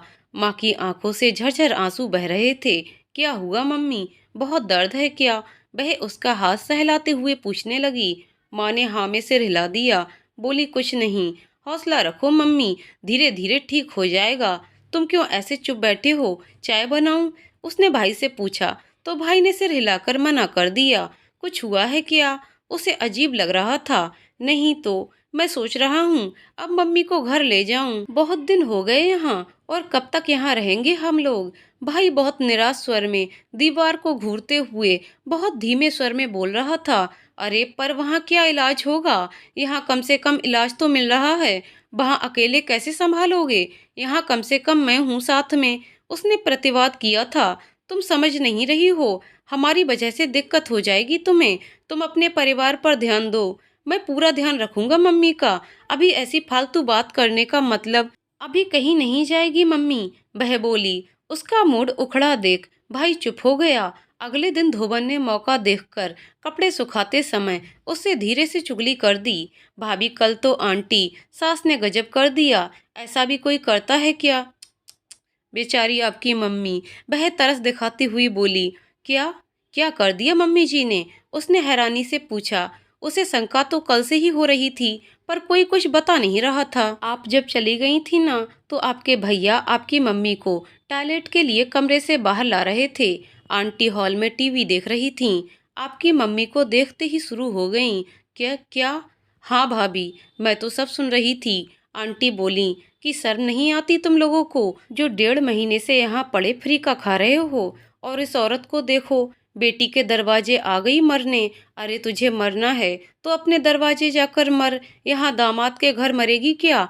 वह पाषाण प्रतिमा की तरह आंखें फाड़े सुन रही थी। उसे यकीन नहीं हो रहा था कि उसने जो सुना वह सच हो सकता है। उसकी पीठ पीछे उसकी सास उसकी बीमार गंभीर बीमारी से जूझ रही उसकी माँ का ऐसे अपमान कर सकती हैं। इतनी गिरी हुई मानसिकता उसकी सास की हो सकती है। फिर उसे याद आया कि उसकी सास ने तो अपने पति यानी उसके ससुर जी तक को नहीं छोड़ा सुनाने में, तो भला उसकी माँ किस खेत की मूली है। कोई इंसानियत से इतना हीन कैसे हो सकता है। नहीं नहीं, ये सच स्वीकार नहीं कर सकती। वह लाख इस सच को झुठलाना चाहे पर कब तक झुठलाए। अगले दिन रजत टूर से आया तो सासू माँ की लगाई बुझाई से आते ही किसी बात पर उस पर बरस पड़ा। सबके सामने जी भरकर सुबी को लताड़ने के बाद उसे खींचते हुए बेडरूम में ले गया और वहां गुस्से से बोला, बहुत हुआ, एक लिमिट होती है करने की। 1.5 महीना हो गया तुम्हारे घर वालों का खर्चा उठाते उठाते। उनको बोलो अब अपना इंतजाम खुद कर लें। मैं अब और नहीं झेल सकता। मेरी जिंदगी नर्क बनाकर रख दी है तुम लोगों ने। मैं कल 2 दिनों के लिए बाहर जा रहा हूँ। मेरे आने से पहले इनको चलता करो, समझी। वह ठगी सी खड़ी रह गई थी। उसको यहाँ लाने का फैसला रजत का ही था। देखभाल इलाज के बड़े बड़े दावे रजत ने ही किए थे और आज अचानक बीमारी की गंभीरता देखते हुए भी वो उसके घर वालों को बेइज्जत करके निकालने पर आमादा है। एकदम से इतना बड़ा परिवर्तन अपने आप नहीं हुआ था। ये सासू माँ के सच्चे झूठे किस्से और उनकी समझाइयों का नतीजा था। उसकी माँ लंबे समय से बीमारी के चलते नौकरी पर नहीं जा पा रही थी, इसलिए उनको तनख्वाह भी कट कर मिल रही थी। भाई दिन रात माँ की सेवा में लगा रहता है, इस वजह से उसका काम भी छूट गया था, यानी आय का एकमात्र स्रोत इस समय उसकी माँ की कट पिट कर मिल रही तनख्वाह ही थी, जो 2 लोगों के गुजर बसर के लिए भी मुश्किल से पर्याप्त है। उससे ज्यादा तो दवाइयों का खर्च है। हॉस्पिटल के लंबे लंबे बिल फिलहाल रजत की जेब से भरे जा रहे थे। रजत की टेंशन वह समझ रही है, पर उसकी माँ की बजाय यदि सासू माँ होती तो भी क्या रजत ऐसा ही कहता। उसने हिसाब लगाया, 1 महीने से 1-2 दिन ऊपर ही हुए थे उसके घर वालों को यहाँ आए, जिसे रजत और सासू माँ बार बार 1.5 महीना बता रहे थे। ये रजत पर अगाध विश्वास करके ही तो माँ को यहाँ लाई। अब वह क्या करे, कैसे उन लोगों को घर जाने के लिए कह दे। वह माँ के कमरे में थके थके कदमों से पहुंची तो देखा भाई ने माँ का हाथ अपने हाथों में ले रखा है। माँ और भाई दोनों के चेहरे आंसुओं से गीले हो रहे थे। स्पष्ट था कि उन दोनों ने सारी बातें सुन ली थीं। सुनते कैसे नहीं, इतनी जोर जोर से बोला ही इसीलिए गया था कि बे लोग सुन लें। उसे आया देखकर भाई ने अपने हाथ जोड़ दिए। अब हम लोगों को जाने दो, मैं पहले ही कह रहा था हमें अब चले जाना चाहिए। तुम्हारी गृहस्थी में आग नहीं लगाना चाहते, हमारी वजह से तुम्हारा अपमान हो रहा है, ये देखा नहीं जाता। हम लोग कल ही निकल जाएंगे। पर मम्मी कैसे इस हाल में। वह रोना चाहती थी पर माँ के आगे रो नहीं सकती थी। मेरी तो कट गई गुड़िया, अपनी बच्ची को देखो, छोटी सी जान। माँ बाप के तनाव का असर उस पर पड़ रहा है। हमारी वजह से तुम्हारे घर का माहौल खराब हो रहा है। तुम्हारी सास ठीक कहती हैं, बेटी के घर आन पड़े हैं। भगवान इतना भी किसी को मजबूर ना करे। मैं तो अब शायद ठीक ना हो पाऊं। तुम कब तक हमें यहाँ रखोगी बेटा। मैं अपने घर ही अंतिम सांस लेना चाहती हूँ। कल हम लोग दामाद जी के जाने से पहले ही न निकल जाएंगे। माँ हाँफते हुए किसी तरह बोल पाई। वह निरुत्तर थी, दिमाग काम ही नहीं कर रहा था। यहाँ से माँ के चले जाने का मतलब था उसका इलाज बंद हो जाना। वह कैसे अपनी माँ को मरने के लिए छोड़ दे। आज उसे अफसोस हो रहा था कि उसने अपनी पढ़ाई नौकरी छोड़ शादी की और पूरी ऊर्जा सिर्फ अपने घर परिवार में झोंक दी। आज यदि वह कमाती होती तो हक से अपनी माँ को अपने पास रख सकती थी, उनका इलाज करवा सकती थी। उसे याद आया रजत के रिश्ते की एक भाभी जो सरकारी सेवारत हैं, अपने घर के साथ साथ अपनी माँ की देखभाल भी पूरे हक से करती हैं। कमाऊ बहू पर कोई उंगली नहीं उठा सकता, और जो कमाती नहीं है वो ससुराल वालों के लिए कितना भी कर लें उसकी कदर नहीं होती। सारी दुनिया पैसे के इर्द गिर्द घूम रही है। वह बेवकूफ भावनाओं में बंधी प्रेम त्याग समर्पण को ही सब कुछ समझे बैठी थी। क्या मिला इसे इसके बदले में? बस अपमान, अवहेलना, ताने, उपहास। इसके अतिरिक्त गवार और तो और पागल की उपाधि भी। आज वह अपनी माँ के लिए यदि पैसे की मदद नहीं कर सकती तो क्या कम से कम उनकी हालात स्थिर होने तक सेवा तो कर ही सकती है। अभी फिलहाल उसकी बच्ची की भी गर्मी की छुट्टियां चल रही हैं, इसलिए उसने तय किया कि वह भी माँ के साथ जाएगी। जब तक माँ की तबीयत स्थिर नहीं होती, वह माँ के पास रहेगी, बच्ची को भी साथ ले जाएगी। यहाँ छोड़ने का कोई मतलब भी नहीं है। रात को उसने रजत से कहकर उन सभी का तत्काल में रिजर्वेशन करवा लिया। चूंकि भाई के पास तो फोन मोबाइल कुछ था ही नहीं, अतः रजत से कहना उसकी मजबूरी थी। रात को ही उसने सारा सामान पैक कर लिया था। अगले दिन उसने डॉक्टर से मिलकर माँ को कैंसर रिसर्च सेंटर के लिए रेफर करवा लिया था। उसी दिन शाम की ट्रेन से वह माँ और भाई के साथ निकल पड़ी थी कैंसर रिसर्च इंस्टीट्यूट ग्वालियर के लिए। ग्वालियर स्टेशन पर सुबह 4 बजे ही ट्रेन पहुंच गई थी। भाई और उसने मिलकर माँ को स्टेशन पर ही एक बेंच पर लिटा दिया था। बच्ची बैग पर ही उन्नीदी सी बैठी थी और वे तीनों ये सोच रहे थे कि अब जाएं तो जाएं कहाँ। यूं तो इस शहर में बहुत तेरे रिश्तेदार हैं, पर सभी ने बरसों पहले से ही मुंह मोड़ रखा है। विपन्न जरूरतमंद लोगों के रिश्तेदार कहाँ होते हैं। रिसर्च सेंटर में उन्हें कॉटेज नहीं मिल पाया था, कोई सिफारिश जो नहीं थी उनके पास। वे लोग तो माँ के साथ दिन अस्पताल में और रात स्टेशन पर ही काट लेते, पर छोटी सी बच्ची भी साथ थी, इसको अकेला छोड़ भी नहीं सकते थे और कैंसर अस्पताल साथ ले जा भी नहीं सकते थे। उसके खाने पीने की व्यवस्था की भी फिक्र उसे ही हो रही थी। आखिर उन्होंने अपने दिवंगत पिता के एक मित्र के घर जाना तय किया। सुबह के 8 बजे तब वे लोग स्टेशन पर ही बैठे रहे, साथ लाए बचे हुए खाने का नाश्ता कर वे लोगों ने रिश्तेदारों की बजाय बरसों पहले के परिचित अपने पिता के मित्र के घर शरण ली। वहां उनकी बहू ने सुबह की बच्ची की देखरेख की जिम्मेदारी सहर से उठा ली। बच्ची की ओर से निष्फिक्र होकर वे लोग माँ को रिसर्च सेंटर लेकर गए। 8 दिनों में तमाम जांचों के बाद भी डॉक्टर कुछ खास नहीं बता पाए, तो उन्होंने भी हाथ खड़े कर दिए। वहां भी उसे यही सुनने को मिला, घर ले जाइए और खूब सेवा कीजिए, बाकी ईश्वर के हाथ है। आखिर वहां से भी निराश वे लोग अपने शहर लौट आए। अब आगे क्या, ये प्रश्न सभी के मस्तिष्क को मथ रहा था। रजत का फोन आया तो उसने बताया कि उन लोगों के वहां से जाने के अगले ही दिन सासू माँ भी अपने घर लौट गई थीं। उसे सुनकर कोई आश्चर्य नहीं हुआ। वह तो जानती थी कि सासू माँ उसकी माँ और भाई को दफा करने के इरादे से ही उनके घर आई थीं, इसीलिए उनके वहां जाते ही उनका मिशन पूरा हो गया। अब वे वहां रुककर भला क्या करती, सो वापस चली गईं। एक तरफ ये रिश्तेदार हैं जो एक एक निवाले गिन रहे थे, दूसरी ओर दिवंगत पिता के भी मित्र थे जिनकी बहू बेटे ने निस्वार्थ भाव से उनको शरण भी दी, पीछे से बच्ची को भी संभाला। और जब चलते समय उसकी माँ ने उन्हें कुछ रुपए देना चाहे तो उन्होंने विनम्रता से लेने से मना किया, ये कहकर कि बुआ जी पहले आप ठीक हो जाओ, फिर हम लोग आपके घर आएंगे, तब आप जी भर कर देना, तभी लेंगे आपसे। जिंदगी के रंगमंच पर कितनी जल्दी किरदार बदल जाते हैं। मुसीबत के वक्त पता चलता है कौन अपना कौन पराया। अक्सर विपरीत समय में अपने पराये हो जाते हैं और पराये अपने बन जाते हैं। लगभग 1 महीना वह माँ के साथ रही। उनकी हालत ठीक तो नहीं थी, पर कुछ स्थिर थी। रजत का जब भी फोन आता तो बच्ची अक्सर अपने पापा के लिए मचल जाती। वह पूछता, और कब तक रहने का इरादा है वहाँ, अब लौट आओ। माँ भी कहती, कब तक मेरे लिए घर और आदमी छोड़े बैठी रहेगी, बेकार में तुम्हारी सास को और कहने का मौका मिलेगा। बच्ची भी परेशान होती है, अब अपना घर देखो बेटा, मेरी तो कटी जाएगी जैसे तैसे। सास की तो आप बात ही मत करो, उनका बस चले तो तलाक ही करवा दें, बिना वजह भी मेरे पीछे ही पड़ी रहती हैं। जी में आता है मैं भी भाभी जैसी मुंहफट बन जाऊं और धो धो कर सुनाऊं।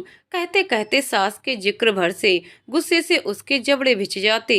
किसी का अपमान कर तुम्हें सम्मान नहीं मिल जाएगा बेटा, और वो सास है तुम्हारी, बड़ी हैं। किसी को जीतना है तो शब्दों से नहीं, अपने कर्मों से जीतो। माँ समझाती, सब करके देख लिया, वो नहीं बदलनी, एक एक निवाले पर ताने मारती हैं। आपको क्या बताऊं, उसका गला रुंधने लगा था। तो तुम अपने निवाले खुद कमाओ, क्यों निर्भर हो किसी पर। इतना शिक्षित होकर भी खुद के लिए 4 पैसे भी नहीं कमाना आया तो क्या फायदा शिक्षित होने का। मैं कमाऊं और दोहरी जिम्मेदारी ओढ़ लूं, अभी भी बाहर के कितने काम मैं निपटाती हूँ। रजत तो रहते ही नहीं घर पर, कितना करूं मैं, और बच्ची को कहाँ छोड़ूं। जितनी देर बच्ची स्कूल में रहती है उतनी देर की ही नौकरी देख लो। जिम्मेदारियां पति से बांटो, तुम उनका सहयोग करो और पत्नी का हाथ बटाना गलत नहीं है, ये उन्हें समझाओ। सासू माँ कभी उन्हें मेरी हेल्प नहीं करने देंगी, अभी ही जरा सी मदद वो कर दें तो कितना सुनाती हैं। तुम कमाओगी तो वो सब करने देंगी, वो एक खराब सास हैं। ऐसी सोच से बाहर आओ बेटा। कोई भी इंसान ना तो एकदम अच्छा होता है और ना ही एकदम बुरा। हम सब इसी अच्छाई और बुराई का मिश्रण हैं। उन्होंने आपको इतना बुरा कहा, अपमान किया, फिर भी आप ऐसा कह रही हैं माँ। उसे आश्चर्य था। मैंने इससे भी ज्यादा बुरे दिन देखे हैं बेटा। तुम्हारे पापा के ना रहने के बाद तुम्हारे दादाजी चाहते थे कि तुम्हारे पापा की सरकारी नौकरी की वजह से जो अनुकंपा नियुक्ति होनी है वो नियुक्ति तुम्हारे चाचा को मिले, क्योंकि उनके घर की बहुओं को नौकरी करने की इजाजत नहीं थी। इसीलिए उन्होंने मेरे सामने दो विकल्प रखे। पहला कि मैं अपनी जगह तुम्हारे चाचा को अनुकंपा नियुक्ति पाने दूं और स्वयं बाकी घर वालों की मोहताज बनकर रहूं, और दूसरा ये कि स्वयं नौकरी करूं और घर से बेदखल हो जाऊं। मैंने तुम्हारे दादाजी से पहली बार बात करने की जुर्रत की थी। मैंने उनसे पूछा था कि आज तो देवर जी मेरा और मेरे बच्चों का खर्च उठा लेंगे, लेकिन कल को देवरानी के आने पर उसने आपत्ति की तो मेरा और मेरे बच्चों का क्या होगा? तब मेरे पास ना नौकरी होगी न कोई आसरा, तब हमारे भविष्य की गारंटी कौन लेगा? तुम्हारे दादाजी ने जवाब नहीं दिया था, इसलिए मैंने दूसरा रास्ता चुनना ज्यादा उचित समझा, क्योंकि अपने साथ साथ अपने बच्चों को भी सबका मोहताज बनाकर पालना मेरे स्वाभिमान को गवारा नहीं था, बल्कि स्वयं परिश्रम करके अपने निवाले कमाने थे, ताकि अपने बच्चों को भी स्वाभिमान और आत्मनिर्भरता का पाठ पढ़ा सकूं। मुझे तुम्हारे दादाजी का घर छोड़ना पड़ा। उन्होंने भी आज से तू मर गई हमारे लिए कहकर हम लोगों से सदैव के लिए संबंध समाप्त कर लिए। मैंने बहुत संघर्ष किया बेटा, आसान नहीं था। इस पुरुष प्रधान समाज में एक युवा विधवा का आत्मसम्मान के साथ नौकरी कर पाना, पर मैंने कदम कदम पर विरोधों और अवरोधों का सामना किया। तुम्हारी पढ़ाई का भी रिश्तेदारों ने बहुत विरोध किया था। लड़की जात की पढ़ाई पर पैसे क्यों बर्बाद करना, उसके दहेज के लिए रखो, ऐसा कहते थे सब मुझे। पर मैंने तुम्हें बाहर पढ़ने भेजा, उच्च शिक्षा दिलवाई, क्योंकि मैं स्वयं भुगत रही थी। नहीं चाहती थी कि मेरी बेटी को भी कभी ऐसे कठोर हालातों का सामना करना पड़े। मैंने तुम्हें सक्षम बनाया है, तुम अपनी क्षमताएं पहचानो। यूं ही घरबार की उलझनों में उलझी रहोगी तो आत्म उन्नयन कब करोगी? पैसे इसलिए नहीं कमाने कि घर चलाना है, वो तो प्रभु की कृपा से रजत जी बहुत कमाते हैं। ईश्वर उनके घर बरकत बनाए रखे। तुम्हें इसीलिए कमाना चाहिए ताकि तुम अपनी पहचान बना सको, अपनी बच्ची को आत्मनिर्भर बनने की प्रेरणा दे सको, कभी प्रतिकूल परिस्थितियां आए तो उनका सामना कर सको, आत्मसम्मान के साथ सर ऊंचा करके चल सको। जो कुछ योग्यता तुमने अर्जित की है उससे समाज का भी भला कर सको। समझी कि नहीं? हाँ, समझ रही हूँ, पर घर कौन संभालेगा पीछे से? उसकी चिंताएं घर पर आकर अटक जाती। तुम नहीं जानती थी जब तब कौन संभालता था? आज तुम यहाँ हो तब कौन संभाल रहा होगा? अगर तुम होती ही नहीं तो क्या तुम्हारे घर वाले खाना नहीं खाते, घर के काम नहीं होते? ये वहम है तुम्हारा कि तुम नहीं होगी तो घर बिखर जाएगा। हर समस्या का हल है, हर बात का विकल्प है। और बेटा, नारी का तो गुण ही यही है कि वह घर बाहर बखूबी संतुलन के साथ संभाल लेती है। बस नकारात्मकता से दूर रहो, अच्छा सोचो, भूल से भी न किसी का ऐसा सोचो न करो। अच्छा, तुम बेटी के स्कूल में ही ट्राई क्यों नहीं करती? बच्ची भी आंखों के सामने रहेगी। हाँ माँ, सुझाव तो अच्छा है, पर पहले आप ठीक हो जाओ तब कुछ करूँगी। मेरे जिंदा रहते ही कर लो। इतना कहकर अब वह हाँफने लगी थी। इतना ज्यादा अब उनसे बोला नहीं जाता था। वह सोचने पर मजबूर हो गई थी, सच में आत्मसम्मान को मारकर जीना पड़े तो क्या जीना है। महीने से ऊपर होने को आया था। स्थानीय कैंसर विशेषज्ञ द्वारा माँ का इलाज शुरू हो गया था। वह कब तक वहाँ रहती, उसे वापस आना ही पड़ा। भाई के सहारे सब छोड़कर आई थी। रोज फोन पर हालचाल लेती रहती। 2 महीने बाद ही उसके मोबाइल पर बैंक फंड ट्रांसफर का संदेश प्राप्त हुआ। देखा तो 65 और 15,000 के 2 ट्रांजैक्शन थे। उसने माँ को फोन लगाया। माँ, पैसा क्यों भेजा आपने? तुम्हारा और रजत जी का कर्ज उतारा है। जो भी उस समय मेरी बीमारी और देखरेख पर खर्च हुआ वो भेजा है, वरना लड़की दामाद का पैसा रखकर तो नर्क में भी जगह नहीं मिलेगी। अरे माँ, आप कैसी बातें कर रही हैं? इस समय आपको ज़्यादा ज़रूरत है पैसे की। मेरी ज़रूरतें सीमित हैं, काम अच्छे से चल रहा है। जीते जी ये पैसा वापस करना चाहती थी। एक एफडी मैच्योर हुई थी, उसी का पैसा तुम्हें भेजा है और 15,000 मैंने अपनी नातिन के लिए भेजे हैं। इनकी एफडी करा देना। जब तक उसकी शादी होगी ये रकम बढ़ जाएगी। उसकी शादी में उसकी गरीब नानी की ओर से ये छोटी सी भेंट रहेगी। माँ, अब कैसी बातें कर रही हो? ठीक बातें कर रही हूँ। अब मैं हर ऋण से ऊऋण हुई। ऐसा लग रहा था माँ को आभास हो चुका था। उसने माँ के कहे अनुसार पैसा एफडी करवा दिया। माँ की समझाई बातें उसके जहन में लगातार गूंजती रहती। उसने आगे एमईडी का फॉर्म भी भर दिया, आसान रूप प्रवेश परीक्षा भी निकाल ली। एमईडी की फाइनल परीक्षाओं के समय उसे माँ की याद आती। हर बार की तरह इस बार भी सासू माँ परीक्षाओं के समय चली गई थी। उसे याद आ रहा था बीईडी के समय जब सासू माँ गई थी तब वह कितनी परेशान हुई थी। रजत ने शायद व्यंग में कहा था उससे, इतने समय मेरी मम्मी यहाँ रहीं, अब अपनी मम्मी को बुलाओ। और उसने माँ को जैसे ही अपनी परेशानी बताई थी वे फौरन चली आई थीं और आते ही उसे किचन और बच्चे की जिम्मेदारियों से मुक्त कर दिया था। महीने भर जब तक उसके पेपर चले माँ उसके पास ही रहीं। इसी वजह से वह अपनी परीक्षाओं में शानदार अंक स्कोर कर पाई थी। पर अब कौन आएगा? कैसी दुनिया है ना। जब तक मतलब सधता है किसी से उसे पूछा जाता है, बुलाया जाता है, खातिरदारी की जाती है और जैसे ही मतलब निकल जाए उसी इंसान की कोई कद्र नहीं होती। माँ जब तक उनके काम आ रही थी उन्हें बुलाया जाता था। जैसे ही भी बीमार होकर जरूरतमंद हुई उनको दफा करने के षड्यंत्र बुने गए। ये मतलब के झूठे समाजों की दुनिया। ये दुनिया अगर मिल भी जाए तो क्या है। खैर, अड़ोसी पड़ोसी बिटिया की सहेली के परिजनों के भरोसे उसका एमईडी भी पूरा ही हो गया।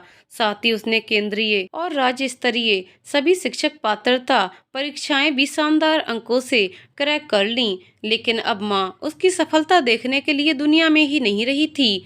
वे जा चुकी थी लेकिन उसके अंदर एक आशा छोड़ गई थी। तुम अकेली नहीं हो, तुम्हारी प्रतिभा तुम्हारे साथ है। तुम्हारा अर्जित ज्ञान तुम्हें आगे का रास्ता दिखाएगा। आत्मदीपो भव। मेरी बच्ची, अपना दीपक यानी प्रकाश देने वाला खुद बनो। उनके ये शब्द उसकी प्रेरणा बन चुके थे। अखबार में उसकी अपनी ही बेटी के विद्यालय में शिक्षकों के लिए रिक्त पद का विज्ञापन देखकर उसने आवेदन किया। लिखित परीक्षा और इंटरव्यू के बाद डेमो क्लास में शानदार परफॉर्मेंस के बल पर उसे नौकरी मिल गई। लेकिन जिंदगी इतनी आसान नहीं होती कि क्लाइमैक्स आए, लोग तालियां बजाएं और पर्दा गिर जाए। 1 महीना ही हुआ था उसे नौकरी करते। अप्रैल के नए सेशन में उसने नौकरी ज्वाइन की थी और मई की शुरुआत में ही गर्मियों की छुट्टियां शुरू हो गई थीं। अपनी नई नई खरीदी स्कूटर पर शाम को वह बेटी को पार्क से ला रही थी कि सड़क पर एक अंधाधुंध दौड़ती गाड़ी ने उसे टक्कर मार दी। वह गिरी, उसके पैर पर स्कूटर गिरा। लोग दौड़ते आए, उसे सहारा देकर खड़ा किया। पैर में असहनीय पीड़ा का ज्वर फूट रहा था। जैसे तैसे हिम्मत कर वह बेटी को बैठाकर स्कूटर चलाकर घर तक आई और बिस्तर पर गिर पड़ी। रात भर दर्द के अतिरेक से वह सो नहीं सकी। सुबह तक उसका पैर पूरा सूज चुका था, चलना मुश्किल था। बेटी को भी चोट आई थी पर ज्यादा नहीं लगी थी। डॉक्टर ने एमआरआई वगैरह के आधार पर बताया कि दुर्घटना में उसका घुटना टूटने से तो बाल बाल बच गया है, लेकिन उसके लेगामेंट्स हमेशा के लिए डैमेज हो चुके हैं। यानी अब उसके पैर पर दिमाग का पहले जितना कंट्रोल नहीं रहा है। उसे दर्द की अनुभूति तो होगी पर अब उसका पैर तुरंत रिस्पॉन्ड नहीं कर पाएगा। इसका कोई इलाज नहीं है सिवाय ऑपरेशन के और उसके भी सफल होने के चांस 50% ही हैं। ये सुनकर वह मायूस हो गई। उसका चल पाना दूभर हो गया था। बहुत संभलने पर भी वह बार बार गिरती और चोट खा बैठती। स्कूल से फोन आ रहा था, मैम आप अपना सैलरी चेक कलेक्ट कर लीजिए। रजत जाकर उसका चेक ले आया। 25,000 का चेक उसके हाथों में फड़फड़ा रहा था। उसकी आंखों से आंसुओं की धारा बह निकली। शादी के बाद पहली नौकरी की पहली सैलरी, इसका इंतजार उसे किसी शिद्दत से था।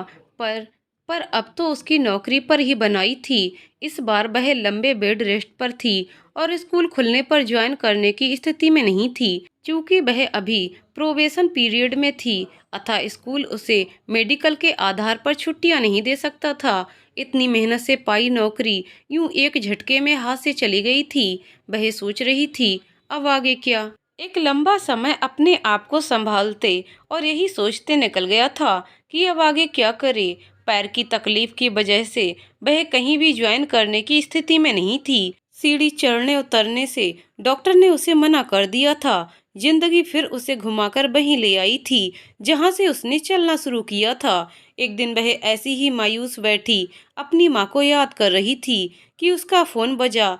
देखा तो एमईडी के दौरान की उसकी सबसे अच्छी मित्र का फोन था। मित्र ने हालचाल पूछा तो उसने अपने एक्सीडेंट और भविष्य की चिंता के बारे में बता दिया। इस पर वह सहेली कहने लगी, तू सरकारी भर्ती की तैयारी क्यों नहीं करती? देख, मैं तो एमईडी के बाद से ही लगातार परीक्षाएं दे रही हूँ। वहाँ मेरा कहाँ चयन होना है यार। कुछ एक सीट होती है विज्ञान की, मेरा कहाँ नंबर लगेगा? पागल, तैयारी किए बिना, परीक्षा दिए बिना तू ये कैसे कह रही है? तू शुरू से इतनी इंटेलिजेंट रही है, तेरा तो हो ही जाएगा। मेरा पिछली बार कुछ अंकों से ही चयन रह गया था, इसलिए इस बार फिर तैयारी कर रही हूँ।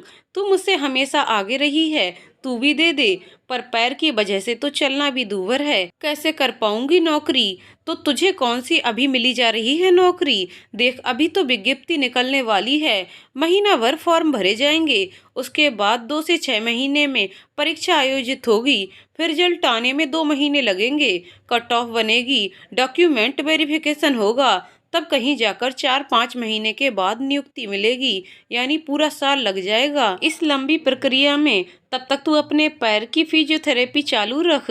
सब काम ऑनलाइन होना है, सिर्फ परीक्षा देने जाना होगा तुझे, वो मैनेज कर लेना। अच्छा ऐसा है, हाँ यार, तब तो फॉर्म भर सकती हूँ मैं। उसके मन में आशा की किरण चमकी। हाँ और क्या, मैं बता दूंगी तुझे फॉर्म कब से मिलना शुरू होंगे, ऑनलाइन भर लेना। कोई ऑनलाइन क्लास देख ले तैयारी के लिए, आजकल सारा मटेरियल यूट्यूब पर उपलब्ध है, उससे तैयारी हो जाएगी। थैंक्स यार, बहुत बहुत शुक्रिया, तू तो नई राह दिखा दी। वह खुश होकर बोली, बिंदास पढ़े यार, भगवान करे तेरा मेरा दोनों का चयन हो जाए। सहेली ने उसे पर्याप्त अभिप्रेरित कर दिया था।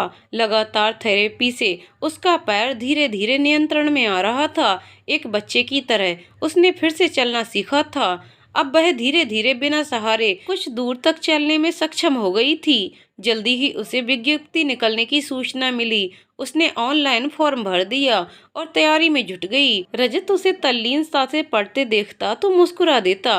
वह भी हर संभव कोशिश करता कि उसे पढ़ने के लिए पूरा वक्त मिल सके। इतने वर्षों में उसने पत्नी के संघर्ष को, उसकी मनोदशा को समझ लिया था। अब वह स्वयं चाहने लगा था कि सुबह को उसके अपने हिस्से का आकाश मिले। परीक्षा तिथि 3 बार घोषित होकर अब अघोषित समय तक के लिए स्थगित हो गई थी। इससे वह मायूस हुई, पर उसकी सहेली ने उसका मनोबल डिगने नहीं दिया।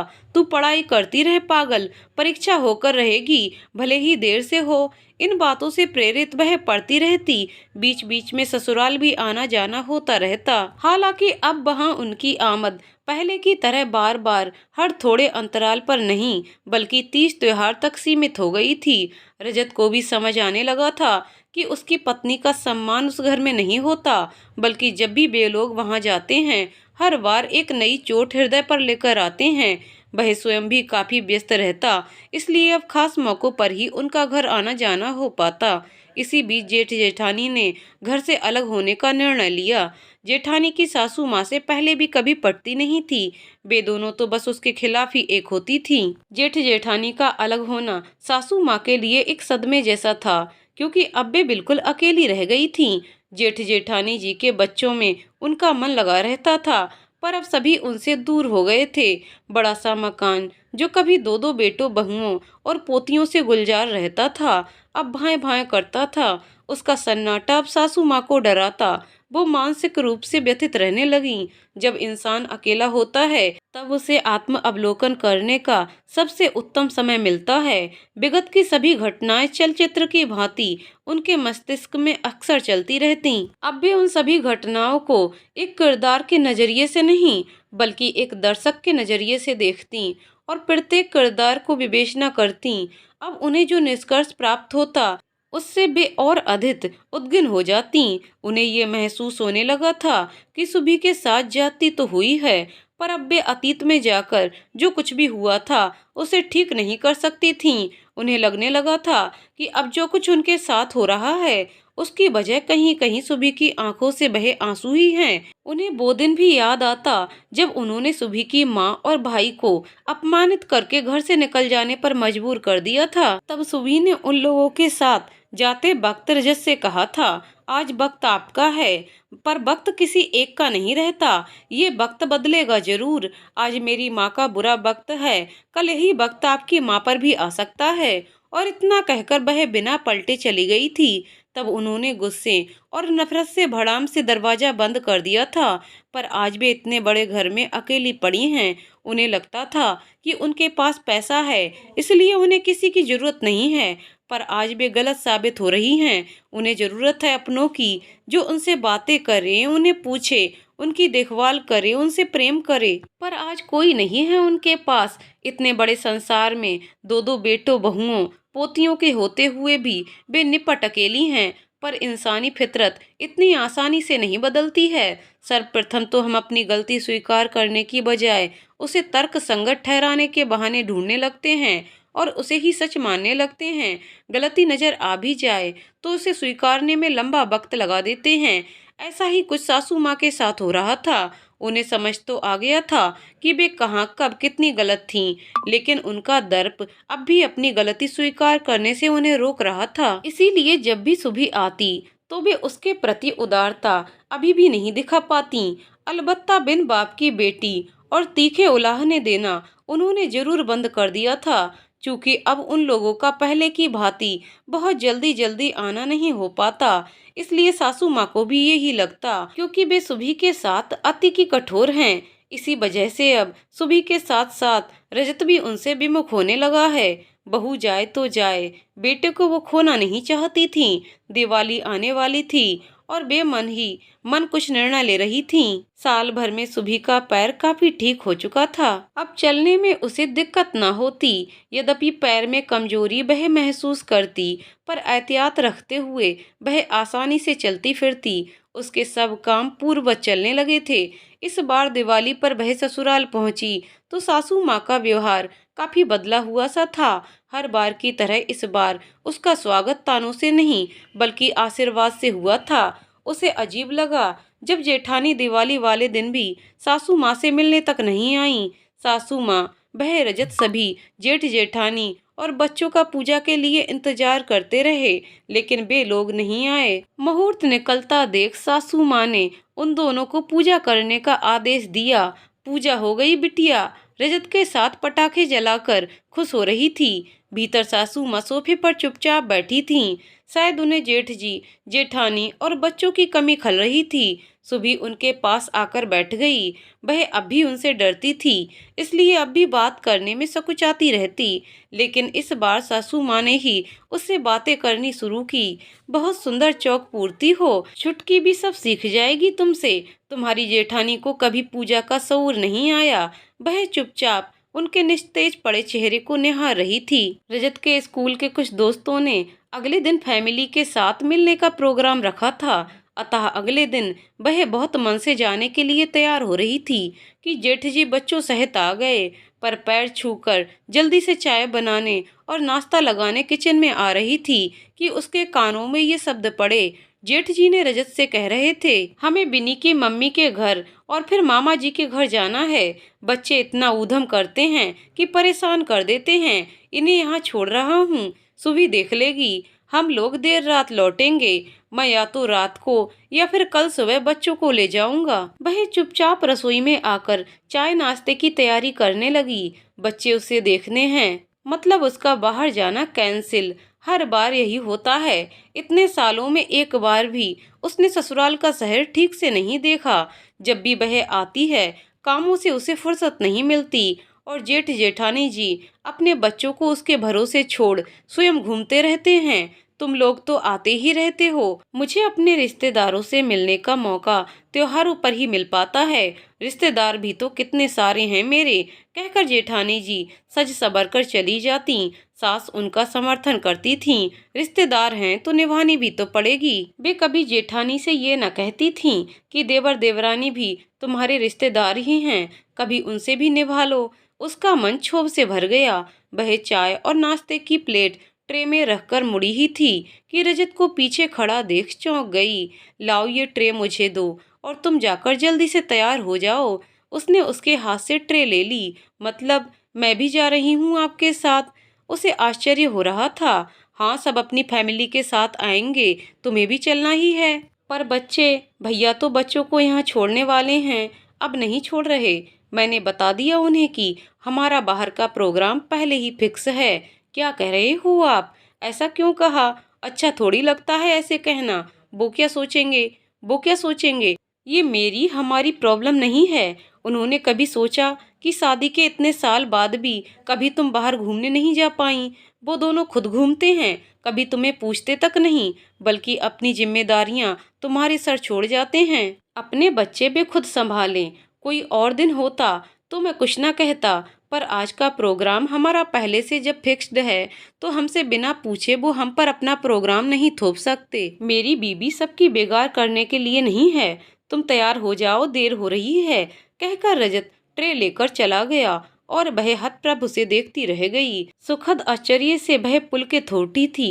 इतने सालों बाद आज उसका पति उसके फेवर में बोल रहा था। आज पहली बार रजत ने इस घर में उसको बाकी सबसे ऊपर प्राथमिकता दी थी। और सबसे बड़े आश्चर्य की बात ये थी कि आज सासू माँ ने उसके पक्ष में अपना मत दिया था। आज वह वाकई जैसे सातवें आसमान पर थी। वह दिन उसकी अब तक की जिंदगी का सबसे स्मरणीय दिन बन गया था। वह सास का खाना बनाकर रख गई थी। रात को वे लोग लौटे थे, तब सासू माँ ने उनसे पूछा था, कैसा रहा गेट टुगेदर? अच्छा लगा होगा सबसे मिलकर। उसे आश्चर्य हो रहा था। इस तरह तो सासू माँ ने पहले कभी बात नहीं की थी। जी बहुत अच्छा था। कुल 10 फैमिली थी, सबसे मिलना हो गया। काफी अच्छा लगा। आपने खाना खाया? हाँ हाँ, मैंने खा लिया। सब्जी काफी स्वाद बनी थी। एक बार वह फिर हैरान हुई थी। इस बार सासू माँ को हो क्या गया है भला?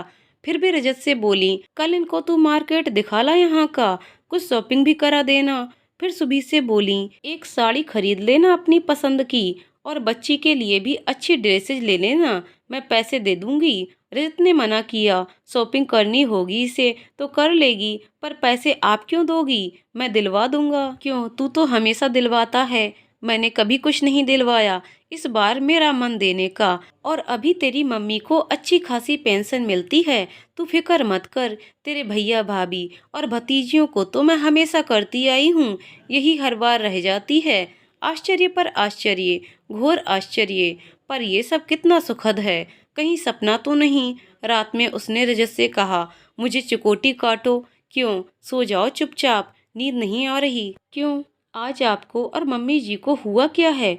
कुछ नहीं हुआ, पर तुम क्यों पूछ रही हो? कुछ तो है, पहले आप बताओ। आज आपने मेरा पक्ष कैसे ले लिया? इतने सालों से तो आप कभी मेरे लिए नहीं बोले, आज कैसे? भाभी त्योहार तक पर मम्मी से मिलने नहीं आई। वो जब से गई हैं तब से कभी कभार यहाँ मेहमान की तरह 10 मिनट को आती हैं, वो भी तब जब अपने बच्चे यहाँ छोड़ने हों। मम्मी कैसी भी हो, कितनी भी गलत हो, कम से कम उन्हें त्योहार पर तो यहाँ आना ही चाहिए था, साथ में पूजा करनी चाहिए थी। तुम भी आती हो इतना कुछ होने पर भी, वरना ऐसे तो बच्चों के मन में भी अपना घर और दादी के घर का भेद पैदा होने लगेगा। यह शायद हो चुका हो। आज सिर्फ भैया आए, वो भी बच्चों को छोड़ने आए थे, मम्मी से या हम लोगों से मिलने नहीं। कि हम उनके कुछ नहीं लगते, सिर्फ उनकी ससुराल वाले ही उनके लिए सब कुछ हैं। वहाँ जाना जरूरी है, अपनी माँ के घर आना जरूरी नहीं। वो तुम्हें घर की छोटी बहू नहीं, बस आया समझकर व्यवहार करते हैं। बस इसी बात से मुझे गुस्सा आ गया था, पर अब बोलकर संबंध खराब करने से क्या फायदा? मैं तो अब इस व्यवहार की अभ्यस्त हो चुकी हूँ। जब बोलना सबसे ज्यादा जरूरी था, तब तो आप कभी नहीं बोले। आपके इस व्यवहार पर आपको कुछ नहीं कहा जाएगा, देर सबेर मुझे ही सुनाया जाएगा कि मैंने आपको पट्टी पढ़ाई होगी। जिसको जो सोचना है सोचे, मुझे जो ठीक लगेगा मैं वही करूँगा। और रही बात मम्मी के व्यवहार में परिवर्तन की, तो ये जान लो, इस दुनिया में सबसे बुरा है, सबके होते हुए भी अकेला रह जाता। तुम्हें उन्होंने कभी अपनाया नहीं, और जिन्हें अपनाया वो उन्हें इस उम्र में अकेला छोड़कर अपनी अलग दुनिया बसाने चले गए। मेरी मम्मी लाख बुरी हों, लेकिन वो माँ है मेरी, इसलिए जो मेरी माँ का आदर नहीं करेगा, उसके लिए मेरे मन में भी कोई जगह नहीं होगी। न जाने क्यों अकेलेपन की ये बात उसके मन में धस गई। उसे अपनी सास पर तरस आने लगा। जब ससुर जी थे, तो यही सास कितने दम्भ से पूरे घर को अपनी उंगलियों के इशारे पर संचालित करती थीं। किसी की हिम्मत नहीं थी जो उनके फैसले के खिलाफ जा सके। ससुर जी के देहांत के बाद कुछ समय तक तो सब ठीक रहा, बरकरार रही, मगर फिर धीरे धीरे धराशायी होने लगी। पहले जो बातें चोरी छिपे कमरे के एकांत में की जाती थीं, वे अब धड़ल्ले से उनकी आंखों के सामने की जाने लगी थीं। उन पर खुलकर आक्षेप लगने लगे। उन्हें मनचाहा जीवन जीने में रुकावट बताया जाने लगा। यहाँ तक कि उनके जीवन तक पर प्रश्न चिन्ह लगने शुरू हो गए थे। मैं वेस्टर्न ड्रेसेस पहनने के लिए इनके मरने का इंतजार करूं क्या? पता नहीं कब मरेंगी, इसलिए मैंने तो इनके सामने ही पहनना शुरू कर दी। क्या कर लेंगी? जेठानी जी जब तब ऐसे बोल बचनों से अपनी भड़ास निकालती। उन्होंने वो सब करना शुरू कर दिया था जो ससुर जी के रहते नहीं कर पाती थीं। जेठ जी का समर्थन सदा से उनके साथ था। वे बीबी के खिलाफ जाने की गुस्ताखी कभी ना कर पाए, इसलिए सासू माँ की स्थिति में अब बहुत फर्क आ चुका था और साथ साथ उनकी मनोस्थिति भी बदल रही थी। रोज के क्लेश की वजह से ही उन्होंने जेठ जेठानी से कह दिया था कि अपने मन की करनी है तो अपने घर में करो, मेरा घर खाली करो। उन्होंने सोचा था कि ऐसा कहकर धमकाने से उनकी हरकतों में कुछ सुधार आएगा, लेकिन वे गलत साबित हुई। जेठ जी जेठानी भी उनके साथ रहना नहीं चाहते थे, इसलिए मौका देखते ही वे लोग दूसरे घर में शिफ्ट हो गए थे। सासू माँ अब दोनों बेटों और बहुओं के बीच के फर्क को बहुत आसानी से महसूस कर पा रही थीं। उन्हें अपनी गलतियाँ स्पष्ट दिखाई देती। वे चाह कर भी विगत को तो सुधार नहीं सकती थीं, लेकिन वर्तमान और भविष्य में वे पहले हो चुकी गलतियाँ दोहराना नहीं चाहती थीं। कदाचित इसलिए वे इस बार से उसके प्रति अतिरिक्त नर्म हो चली थीं। इस तरह से शायद वे उसके प्रति पूर्व में किए गए कठोर व्यवहार को बैलेंस करना चाह रही थीं। ये जो भी था, जिस वजह से था, सुबी के लिए बेहद सुखद था, लेकिन सास की चुप्पी, उनका अनमनापन सुबी को अखर रहा था। सासू माँ में एकदम से आया ये बदलाव उसको संसक्त कर रहा था। अकेलेपन ने सासू माँ की मुखरता को ग्रहण कर दिया था। इस तरह कहीं वे बीमार ना पड़ जाएं। आप मम्मी जी को अपने साथ ले चलिए ना, यहाँ अकेली रहती हैं। दो दो बेटे होने के बाद भी यहाँ कभी बीमार पड़ गईं तो दिक्कत होगी। उसने पूरे मन से रजत से गुजारिश की थी। रात ने भी हामी भर दी थी। वह तो कब से यही चाहता था कि मम्मी उसके साथ ही रहें। ये सोच रही थी कि सासू माँ उसके साथ जरूर चलेंगी। वह पूरे मन से उनका ख्याल रखेगी। अपनी माँ की न सही, पति ही की सही, कम से कम किसी बुजुर्ग का हाथ तो उन दोनों के, खासकर उसकी बच्ची के सर पर होगा। आज उसे अपनी सास के लिए फिर वही फीलिंग हो रही थी जैसे शादी के समय थी। अगले दिन वह हमेशा की तरह सुबह से उठकर किचन में लग गई थी कि पीछे से सासू माँ ने आकर उससे कहा, तुम ये सब छोड़ो, आज नाश्ता मैं बना देती हूँ, पराठे सब्जी बनाऊंगी, तुम तो यहाँ का मार्केट घुमाओ। दशहरे के बाद से दिवाली तक बहुत बड़ा मेला लगता है, वो देखाओ। आज शाम तक मेला भी उठ जाएगा और कल तो तुम भी चली जाओगी। उन्होंने उसे किचन से हटाने का इशारा किया। मम्मी जी, मैं नाश्ता बनाने के बाद खाने की तैयारी करके चली जाऊंगी। अरे फिर कहाँ घूम पाओगी? जितनी देर करोगी मेला उठ जाएगा। जल्दी जाओ और अच्छे से घूम कर आओ। ये सब मैं देख लूंगी, मैं फटाफट कर लूंगी। मम्मी जी, आप क्यों परेशान होती हैं? तू भी बहस करने लगी अपनी जेठानी की तरह। चल हट अब, कैसी लड़की है, घूमने जाने को कह रही हूँ तो भी काम करने पर अड़ी है। ठीक है, पर आप खाने में मत लगिएगा, मैं आकर खाना बना लूंगी, मैं फटाफट सब कर लूंगी। वह मुस्कुराती हुई बोली, हाँ हाँ, तुम ही बनाना खाना आकर, अभी तो जा। उसे अजीब लग रहा था, भला अपने होते हुए सासू माँ से वह कैसे काम करा सकती है। लेकिन सासू माँ आज उसे किचन से बाहर करके ही मानी। अभी इतनी बुढ़ी नहीं हुई हूँ कि तुम लोगों के लिए 4 पराठे रोटी न बना सकूं। अपने हाथ का नाश्ता तो तुम रोज करती हो, आज मेरे हाथ के पराठे सब्जी खाकर बताना कैसा बना है। वह जानती है सासू माँ ने जो कह दिया सो कह दिया। वह किचन से बाहर आ गई। वे बड़े स्नेह से गुदे आटे से पराठे सेकने लगी तो पता नहीं क्यों उसकी आंखें भर आईं।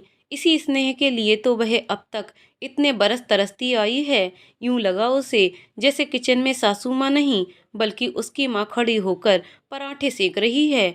अब यहाँ खड़ी क्यों है, जाकर तैयार हो। उन्होंने उसे वहीं खड़े देखकर मीठी झिड़की दी तो वह अपने आंसू संभाले कमरे में आकर चुपचाप तैयार होने लगी। नाश्ते में आज उसे असीम तृप्ति का एहसास हो रहा था।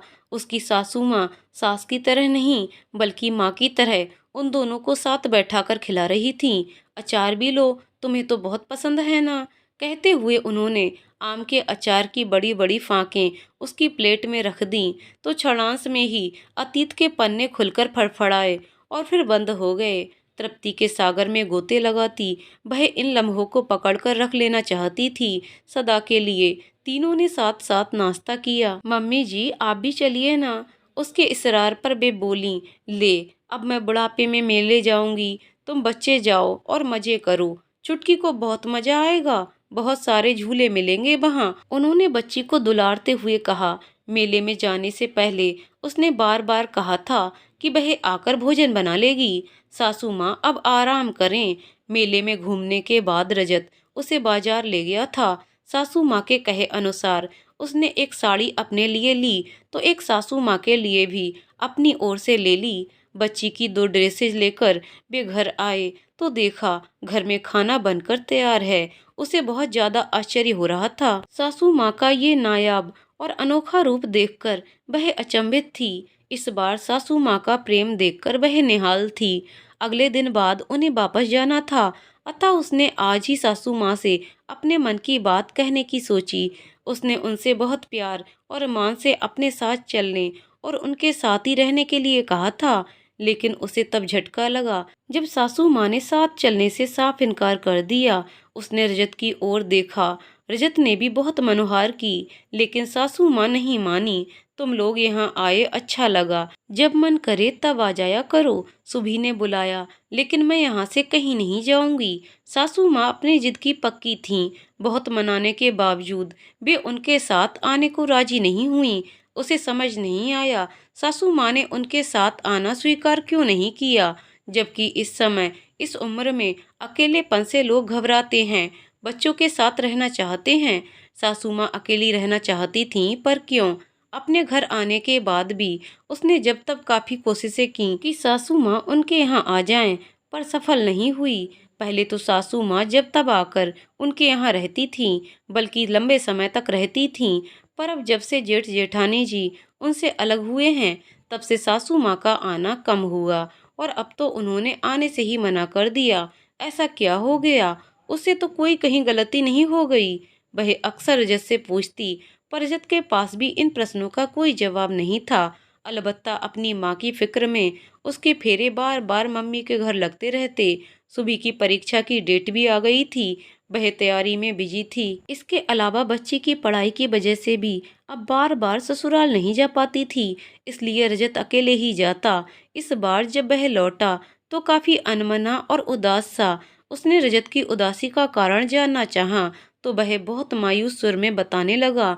मम्मी से कहा था अपने साथ आने को, पर उन्होंने फिर मना कर दिया। मैंने कारण जानने की जिद की तो जो कुछ उन्होंने कहा सब कुछ सुनकर मुझे बिल्कुल अच्छा नहीं लग रहा। बहुत दुख हो रहा है। ऐसा क्या कह दिया उन्होंने? मुझसे नाराज हैं? नाराज नहीं हैं, कुछ बातें हैं जो उनके मन में गहरी बैठ गई हैं, वो निकल नहीं रही। आप खुलकर बताओ कि हुआ क्या है। अब क्या बताऊं? तुम्हें याद है ना, तुम्हारे एक्सीडेंट के बाद मैं तुम्हारी वजह से लंबे समय तक उनके पास जा नहीं पाया था। हाँ याद है, मैं चल नहीं पाती थी, इसलिए आप बाहर नहीं जा पा रहे थे, टूर पर भी नहीं। हम तब एक दिन मम्मी को तेज बुखार हो गया था, हमें उन्होंने बताया नहीं था। उस समय उनकी वाई भी नहीं आ रही थी, तो उनके खाने पीने की समस्या भी हो गई थी, इसलिए भैया उन्हें डॉक्टर को दिखाने के बाद अपने घर ले गए थे। मम्मी वहाँ 2 दिन रुकी थीं। उन्हें आराम और देखभाल की सख्त जरूरत थी, लेकिन इस स्थिति में भी भाभी ने मम्मी का अपमान किया। क्या? उसका मुंह आश्चर्य से खुला रह गया। हाँ सुबी, बहुत कुरेदने पर मम्मी ने ही बताया मुझे। भाभी उनका ध्यान पहले भी नहीं रखती थीं, इस बार भी नहीं रख रही थीं। मम्मी ने किसी बात पर भाभी को टोका तो भाभी ने पलटकर मम्मी को काफी कुछ सुना डाला। कहा कि तुम्हारा नहीं खाती जो तुम्हारी बकवास सुनूं। मुझे सुबह मत समझ लेना जो तुम्हारी हर अंट संट सुन लूंगी और सहन कर लूंगी। अपने आदमी का खाती हूँ और ये मेरा घर है, यहाँ मैं अपने हिसाब से रहूंगी। ज़्यादा दिक्कत है तो अपनी छोटी बहू के यहाँ चली जाओ। इस पर मम्मी ने कहा कि सुबह तुमसे तो बेहतर ही है।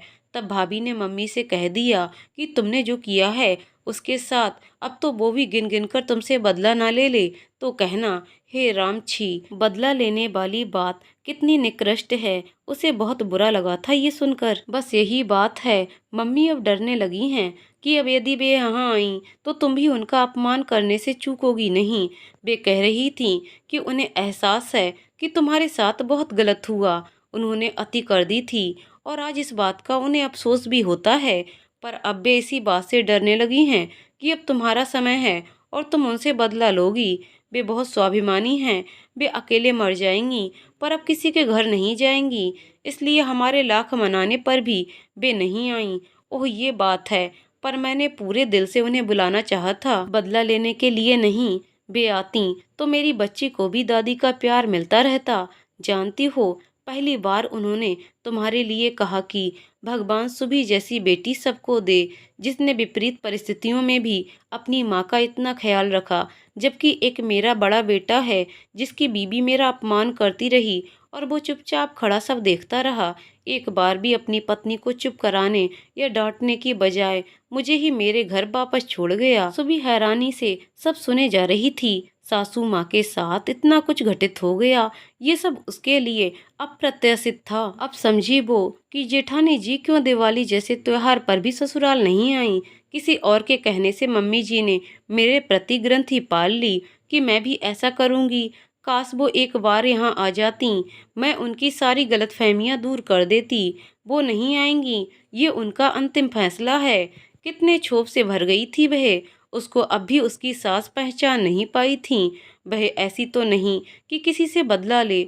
बचपन से अब तक क्या क्या नहीं भुगता था उसने, पर वह क्षमाशील थी। जीवन में आगे बढ़ते बढ़ते वह सबको माफ करती। ये सच है कि ससुराल में जो कुछ भी उसके साथ हुआ या किया गया वह कभी भूल नहीं पाएगी। अब भी जब भी किसी रात वह बीते हुए समय को सोचती तो उसकी नींद उड़ जाती थी, लेकिन फिर भी वह आशान्वित थी कि एक दिन सब जरूर ठीक हो जाएगा। फिलहाल जरूरी था सब कुछ भूलकर परीक्षा की तैयारी में जुट जाना। पूरी शिद्दत से तैयारी करके उसने परीक्षा दी और 2 महीने बाद आए परिणाम ने उसकी तपस्या पूर्ण कर दी। उसने बहुत अच्छा स्कोर किया था। उसने गणना की, कट ऑफ से ऊपर ही स्कोर है उसका, अतः चयन की पूरी संभावनाएं हैं। इस बार तो उसे सासू माँ की बधाई भी मिली। वह बेहद खुश थी। अब आगे डॉक्यूमेंट वेरिफिकेशन होना था, बाकी की फॉर्मेलिटीज पूरी होनी थी। वह ई मित्र से बैठी अपना फॉर्म भरवा रही थी। दीदी, सिटी की प्राथमिकताएं बताइए। पहले नंबर पर आपका शहर, फिर दूसरे नज़दीकी शहर भरने हैं। उसने ई मित्र वाले को शहरों की प्राथमिकता सूची लिखकर दी। ई मित्र वाले ने वही भर दी। महीने भर बाद डॉक्यूमेंट वेरिफिकेशन और काउंसलिंग के बाद उसे चयनित होने की सूचना मिली। वह चयन का एक एक स्तर पार करती आगे बढ़ चुकी थी। नियुक्ति पत्र हाथ में लेते ही रजत चौंक गया। ये क्या, इतने अच्छे स्कोर के बावजूद तुम्हें अपने शहर में नियुक्ति नहीं मिली, मम्मी के शहर में मिली है? ऐसा कैसे? ऐसा इसलिए क्योंकि मैंने पहली प्राथमिकता में अपना नहीं, मम्मी जी के शहर का नाम लिखा था। क्या? पर क्यों? क्योंकि मम्मी जी ने कहीं और न जाने की शपथ ली है, इसलिए वे हमारे घर नहीं आ सकती। लेकिन मैं तो उनके घर जा सकती हूँ ना। मुझे अपनी ससुराल जाने से कौन रोक सकता है? उसने रजत की आंखों में झांका। पर यहाँ मैं और बेटी कैसे रहेंगे? थोड़ा तो आपको एडजस्ट करना पड़ेगा जब तक मम्मी जी मेरी ओर से मुतमईन नहीं हो जाती। बेटी का एडमिशन वहीं करवा देंगे। मम्मी जी को अकेला भी तो नहीं छोड़ा जा सकता। रजत हैरानी से सुबह को देख रहा था। उसे आज सुबह पर गर्व हो रहा था। कितनी आसानी से उसने फैसला ले लिया था। और अगर फिर तुम्हें किसी ने वहाँ ताना मारा तो भी अब मेरे ऊपर फर्क नहीं पड़ने वाला, क्योंकि बोलो बोलो, रजत ने उसे छेड़ने की कोशिश की, क्योंकि अब मैं पराश्रित नहीं, स्वावलंबी हूँ, अपने निवाले खुद कमा सकती हूँ। मुझ में आत्मविश्वास है जो अब कोई डिगा नहीं सकता। पर इस घमंड में कि तुम कमा रही हो, कहीं तुमने मम्मी का अपमान कर दिया तो? पहली बात तो ये कि मुझे कमाने का घमंड नहीं, आत्मविश्वास है। और दूसरी बात ये कि इस आत्मविश्वास के पीछे कहीं ना कहीं मम्मी जी का बहुत बड़ा योगदान है, तो उनका अपमान तो मैं भूल कर भी नहीं कर सकती, समझे पतिदेव। वह मुस्कुराई। उसकी निश्चल मुस्कान में रजत की मुस्कुराहट भी शामिल हो गई। जीवन के आसमान पर छाए विषाद और अवलंबन के काले बादल छटकर आत्मविश्वास का इंद्रधनुष बना रहे थे। इस इंद्रधनुष की आभा से सुभी का चेहरा दमक उठा था। तो दोस्तों, कहानी यहीं पर समाप्त होती है। तो दोस्तों, आपको कहानी कैसी लगी कमेंट करके जरूर बताएं। कहानी पसंद आई हो तो वीडियो को लाइक शेयर करें और चैनल को सब्सक्राइब करें। वीडियो को पूरा देखने के लिए बहुत बहुत धन्यवाद दोस्तों।